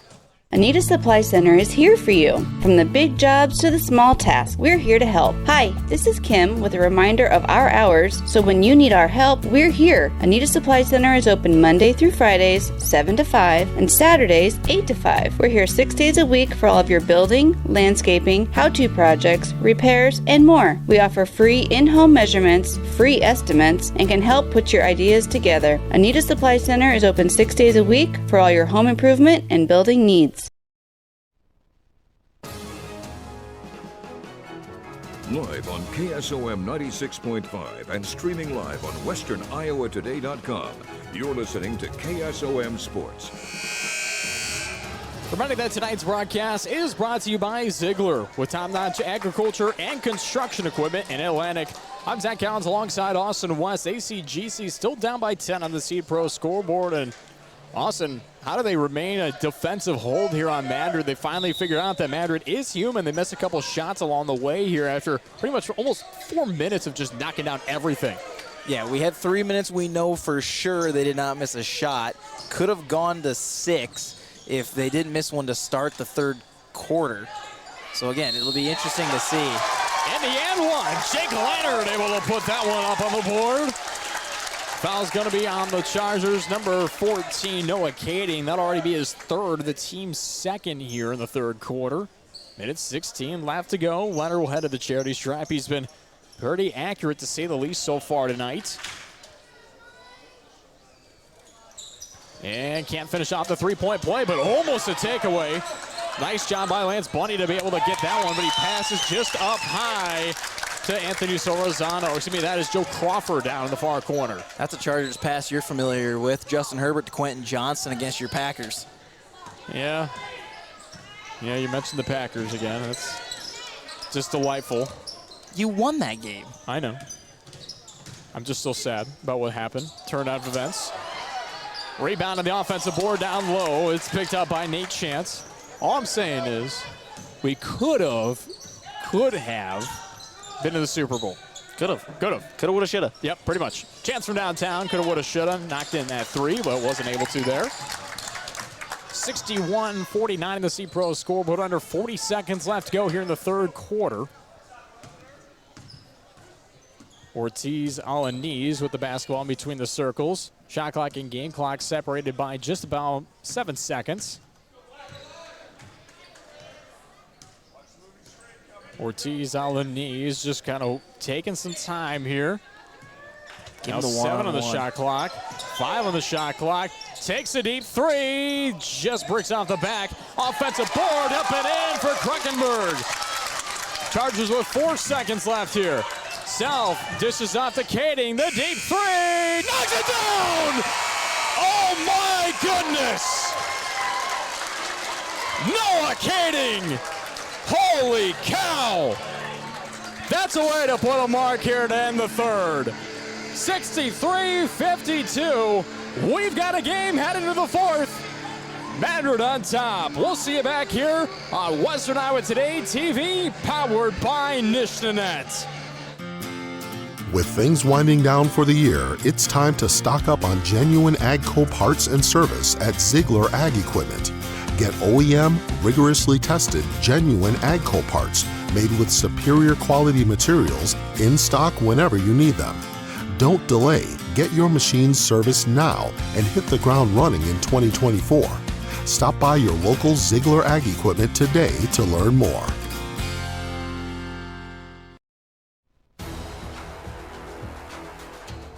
Live on KSOM 96.5 and streaming live on westerniowatoday.com. You're listening to KSOM Sports. And a reminder that tonight's broadcast is brought to you by Iowa Western Community College in Atlantic. BU at Iowa Western. And, well, Noah Kading sure is being himself after he knocked down a big three-pointer. I mean, it had to be about 30 feet. Minimum. Nothing but net to bring him back with the basketball here in the fourth quarter of action. South draws the foul. It's going to be on Fabian Ortiz Alanis. That'll be his second. Team's first here of the fourth quarter. ACGC still down 63-52 on the Seed Pro scoreboard. Madrid has gotten off to their biggest lead here yet.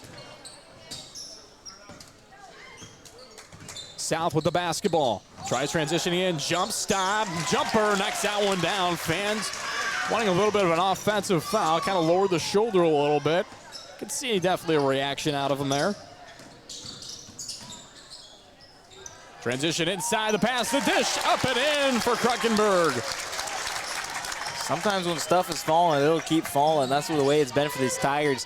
Some of these shots, not the prettiest, but hey, as long as it falls.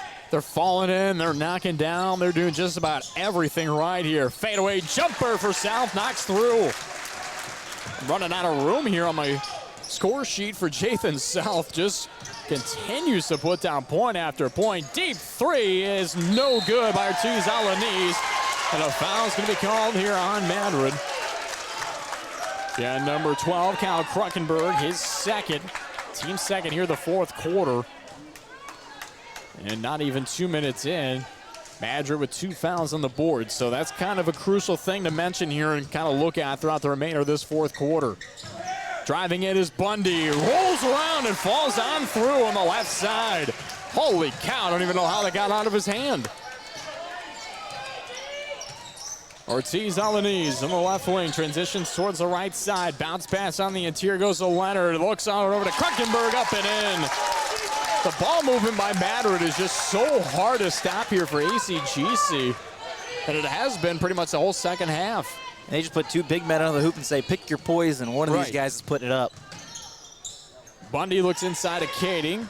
Kading stops, rolls on around, rips on out to Bundy. Pump fake, drive and a tap kick on out. Solorzano from the far corner, splash! Knocks it down for 3. That's a big one for Solorzano. He has not made one from there yet. That was his first. And that's his first point here of the second half. Big point to put down on the C-Pro scoreboard. They're just down by 6. Buck with the basketball at the left wing. Takes his time. Madrid kind of going with a bit of a slower paced offense here, but now Buck trying to go in, throws this one up, and he draws a foul. Be on number 5, Anthony Solorzano. That'll be his third. Team's first here, the fourth quarter. ACGC's got some guys in foul trouble. South with 3 fouls, Solorzano with 3, Kading with 3, and Palicki also with 3 fouls. So all starters down the line. First one's missed at the charity stripe by Buck. And as I mentioned before, shooting 76.5% from the charity stripe this season. Second one knocked down by Buck. 68-61 now on the Seed Pro scoreboard. Bundy tries whipping this one out. A takeaway here for Ortiz-Alanis. Drives down right hand. Layup is the draws the end one. Foul's going to be on Jathan South. His fourth. Team second. Ortiz-Alanis will head to the charity stripe.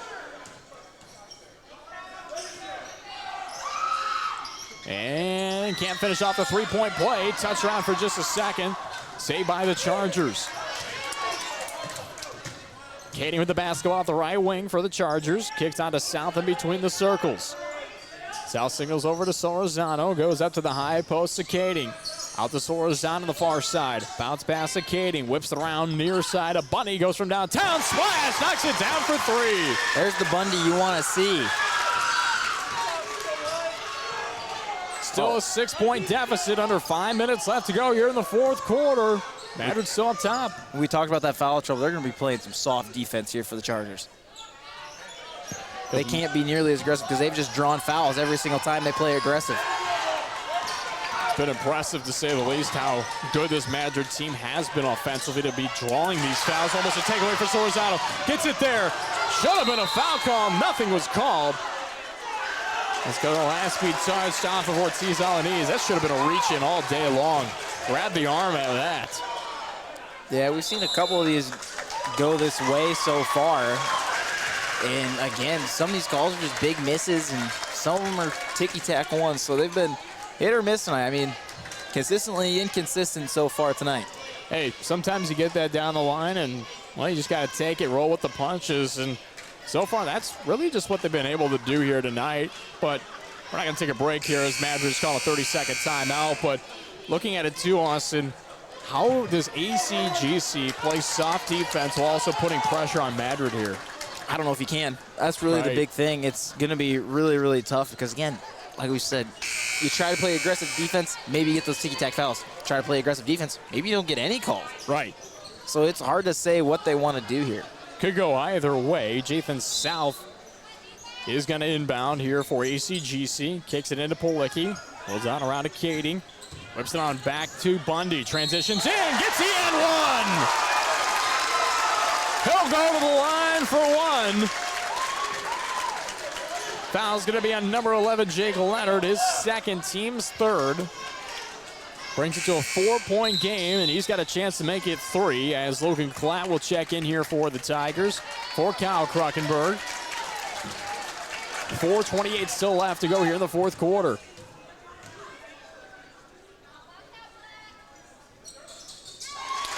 Takes it at the line. Nice job there by Lance Bundy.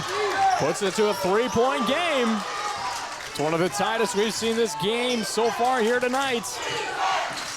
Kick on the near wing, Severson. Severson transitions in, looks right side, hand on that's up and in.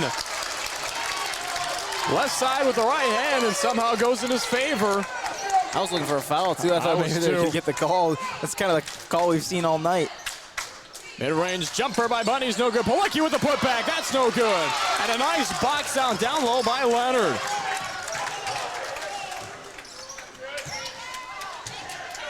$72-67 on the Seed Pro scoreboard. 3:45 left to go here in the fourth quarter.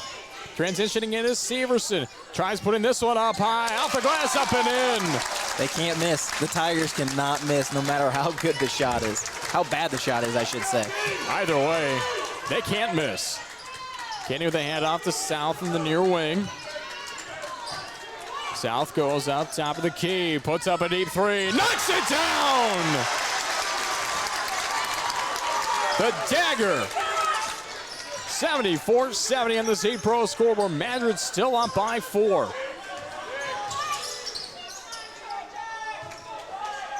On the near wing is Severson. Goes out top of the key, rolls right, jump stop, tries going in. Foul's going to be called on the floor. It'll be a blocking foul. No one will head to the charity stripe yet here. It'll be on number 14, Noah Kading. That's already his 4th. Team 3rd. Got to look out for it here. Still has 3 minutes, 2 seconds left here in this fourth quarter. Klatt with the inbound. Takeaway here for Solorzano on the Chargers. Picked on up by Kading. Whips it on out. Bundy from downtown. Just short. Leonard able to on the board. Picked up here by the Tigers. And one of the big thing about these fouls, a lot of them seem to be like response fouls. You get a little shove in that maybe you think, maybe you could call that, and then, you know. And a lights out shot by Severson. The deep three is open. Wow. You're not even able to make your point after that shot. And an offensive foul called on ACGC.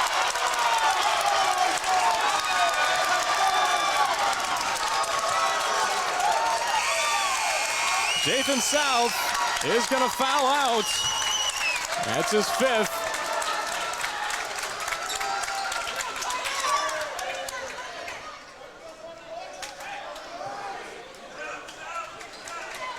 Now they're going to bring in the sub. It's going to be number 4, Joe Crawford. That one, I don't know. It looked like it could have gone either way. Unfortunately, it goes against South. Unfortunately, sometimes you win the battle and other times you win the war. And in that case, South been winning battles all night long, but Madrid, overall, winning the war over them. Played one heck of a game here tonight. 2:10 left to go. Things still aren't over. 7-point deficit here for ACGC. Crawford playing good defense up high on Ortiz Alanis. Shot clock down to 9. Under 2 minutes now left to go. Kicks at the near side to Leonard. Spin move inside. Misses on the near side. Solorzano able to haul on the board. As he kicks it on down low. Goes to Crawford. Kicks to Solorzano from downtown. Left wing smiles. Knocks it down for 3. Let's have some fun. Holy cow. Take out the MVP and see what happens. 77-73, 1:30 left to go here in this competition. Madrid still up top. Ortiz Alanis. High post. This will be the front court left side. Transitions over to the right side. 10 on the shot clock. Minute 13 left to go. Drives right. Looks inside of Leonard. This one a block on the inside by Palicki. Picked on up by the Chargers. Coming down the floor is Kading. He falls down to the floor, and a foul's going to be called on Madrid. Number 5, Logan Cladd being called for his first, team 4th. Still 1 to give, minute 3 left to go. They've been doing a nice job not fouling here late in this 4th quarter. Kick inside for Katie, in between the circles. Pump fake, kicks at the near side. 77-73 in the C-Pro scoreboard. Bundy tries going in down low. 52 seconds left to go. Soriano whips it on over to Crawford. Left wing three-pointer. That's just off the mark. It's picked up here by the Tigers. 43 seconds left to go. Head coach Lance Kading telling his boys to go foul. Madrid's doing a nice job trying to keep the ball away, and a foul's finally going to be drawn here. Lance Bundy, just his 2nd though, so it'll be the team's 5th.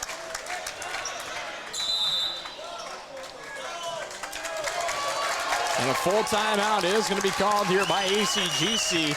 37.5 seconds left to go. We're going to take a breather. We'll see you right back here on Western Iowa Today TV, powered by Nishnanet. Are you ready to be part of something bigger? I'm Myron Stein, president of Stein Seed Company.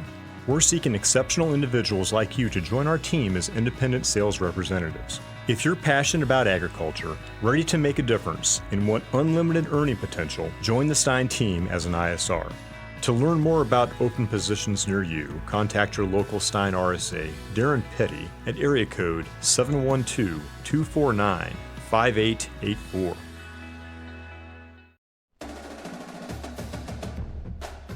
Live on KSOM 96.5 and streaming live on westerniowatoday.com. You're listening to KSOM Sports. And welcome back here to ACGC High School. Reminder that tonight's broadcast is brought to you by Rancho Grande, authentic Mexican food on West 7th Street in Atlantic. I'm Zach Collins alongside Austin West. 37.5 seconds left to go here in the 4th quarter of action. 77-73 on the C-Pro scoreboard. Madrid leads.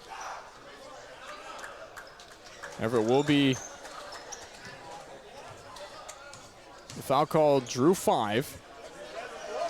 So Madrid will go to the line to shoot free throws.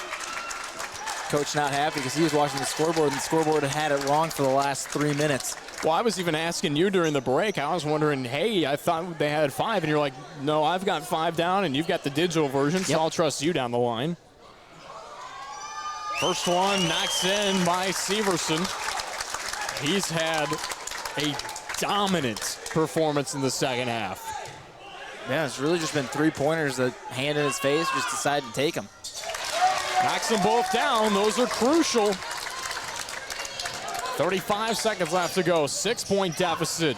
ACGC needs to catch something here. 30 seconds left to go. 3-pointer. That's going to be just short and goes out of bounds. Thought it might have touched the bottom of Lance Bundy, kind of like you're mentioning there, but no foul was called. Holy cow. We'll see number 54, Mason Wall, check in here for the Chargers. He'll go in for number 14, Noah Kading.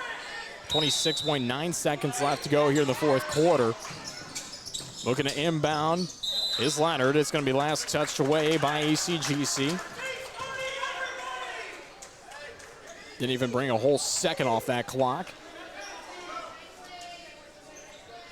Madrid looks to inbound with Leonard to the far baseline. Looks in, gets it into Ortiz on the knees as he's going to be fouled, and he'll head to the charity stripe. And if you're Madrid, I mean, you got quite a few players in this squad that you don't mind going to the charity stripe. He's one of them that you want going. If you're a Charger fan, however, you don't want to see him there at the free throw mark. Yeah, it almost looked like he was about to get pressured out of bounds as well before the foul. So you almost think, man, maybe if you laid off and just leaned into him a little bit, he would have stepped out and given you the ball back. Probably would have drawn a blocking foul or something, however. Knocks in the first. Now it's over a 2-score game. Unless you get fouled on a 3-pointer and knock it in, but otherwise you never know what's going to happen down the line. Madrid just putting other guys on the defensive side, a good tactic there. Ortiz on the knees, next in the second. Crucial points to say the least. Deep 3 here for Soriano, comes crashing down to the hardwood. He'll be fouled, he'll go to the line for 3. Foul's going to be number 2, Brody Buck, his 2nd, team 5th. You really get some guys that can draw some fouls and put some free throws up, and you might be in good positioning here. So Rosado knocks in the first. He was just 4 of 6 coming in here tonight. That just shows you how crucial these are down the line for the senior here on senior night. Knocks in the second. ACGC bringing in Pate Policki and Mason Wall back into the competition. They'll go in for Carter Neff alongside Joe Crawford. 81-75 here in the fourth quarter. They got 76 for the Chargers. Inbound, and Solorzano fouling immediately. Made some crucial free throws at the mark. With just 18.8 seconds left to go, Brody Buck, who's been pretty consistent from the charity stripe so far tonight, is at the line. 81-76 on the Seed Pro scoreboard. Misses the first. You see the frustration there on Buck's face.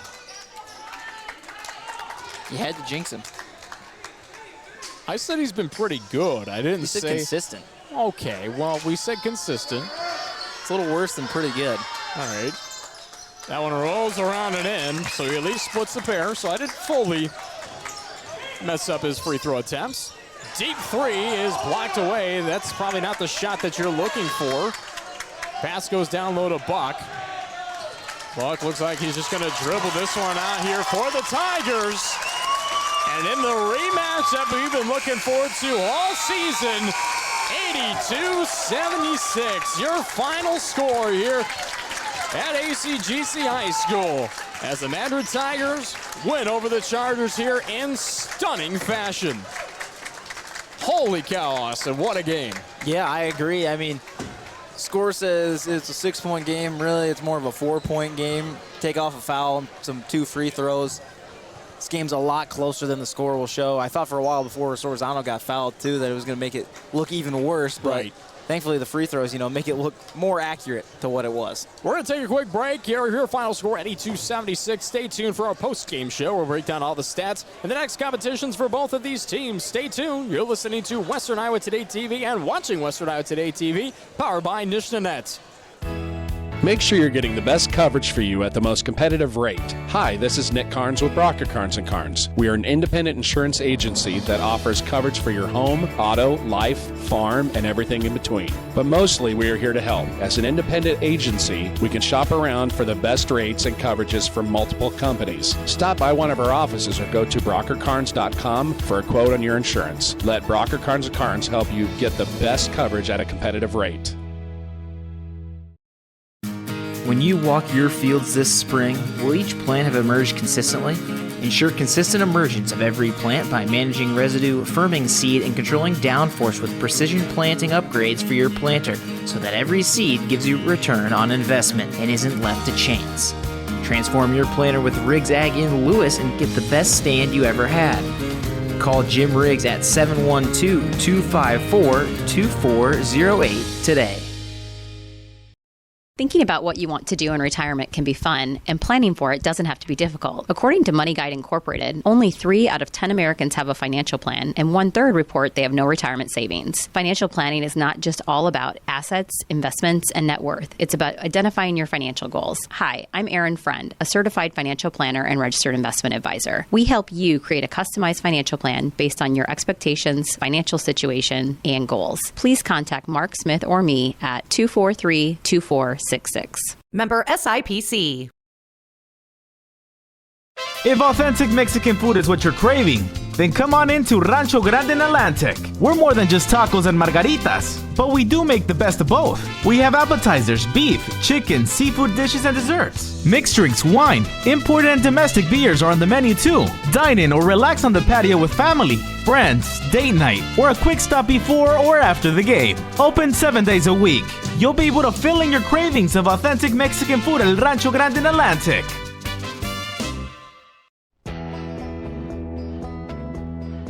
Live on KSOM 96.5 and streaming live on westerniowatoday.com. You're listening to KSOM Sports. And we welcome you back here to ACGC High School. I'm Zach Collins alongside Austin West. And once again, your final score 82-76 here as Madrid comes out top the Chargers here as both teams finish 1-1 against one another this season. And what a game it was down the line Let's break down some of the stats. We'll actually start with the home team here tonight, the ACGC Chargers. They were led by Jathan South. And before I mention this number, I want you, Austin, to take a guess to how many points he had, unless you look. Okay, it's not up there, so now you can't cheat because he fouled out. So his points aren't going to be up on the board. I'm looking at Tigers score real quick, too. I was looking over there. But I'm going to take a guess with 76 points. Put me at 27. 27. And that's what you're going to kind of go with down the line there. Yes, that's my guess. Well, I think you want to add a little bit more to that. Probably.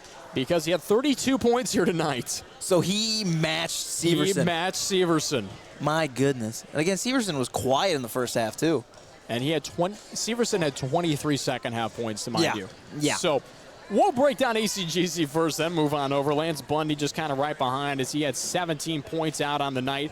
Looking even behind here with just kind of going down the line, Joe Crawford, he just didn't able to knock down anything. Anthony Sorozzano had 11. Peyton Poliski had 9. Looking down the line here, Noah Kading had 8. Nate Chance had 2 here in this competition. Looking here for the Madrid Tigers, they're led in scoring by Torrance Severson. He had 32 points. Right behind was Fabian Ortiz Alanis as he had 17 points. Played a very good game. Brody Buck had 15. Kyle Kreckenberg had 10. Jake Leonard knocked down 6. Logan Klatt had 2. What a night here for both of these teams. What a game we had here for you tonight. And Austin, we'll kind of just move on into who's going to be your player of the game, which is brought to you by Service Master by Ryerson Atlantic, serving Southwest Iowa with comprehensive restoration services for your home or business with great rates without the wait.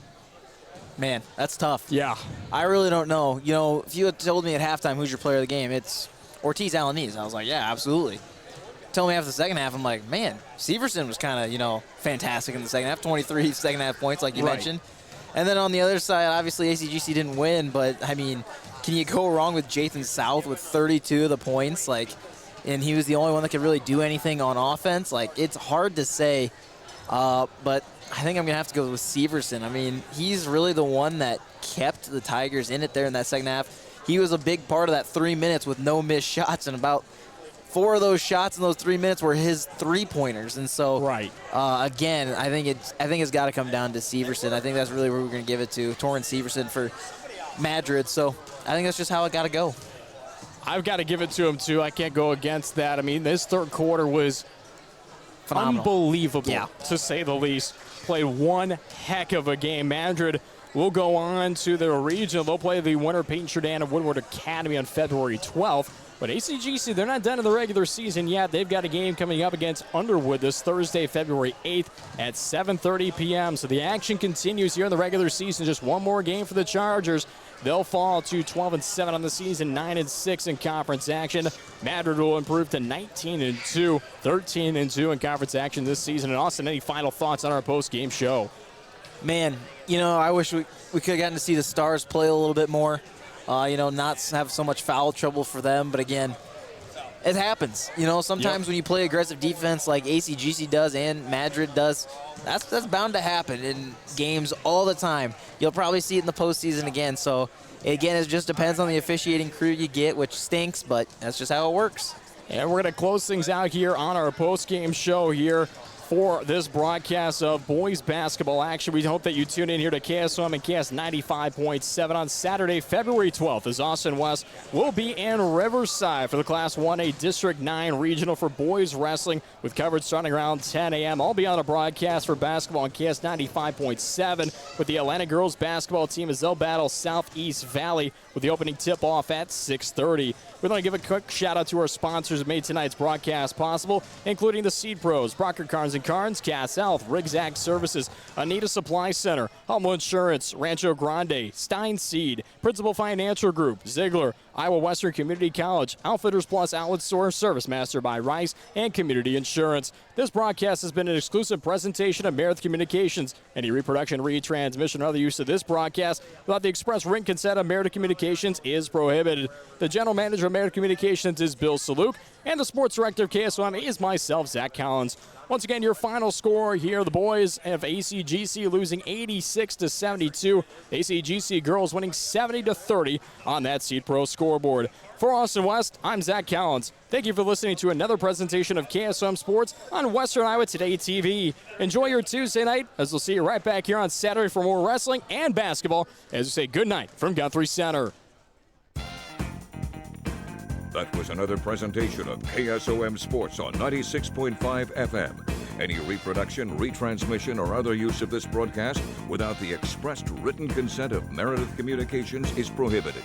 KSOM Sports thanks you for listening to this broadcast as we now return you to your regularly scheduled programming on 96.5 KSOM.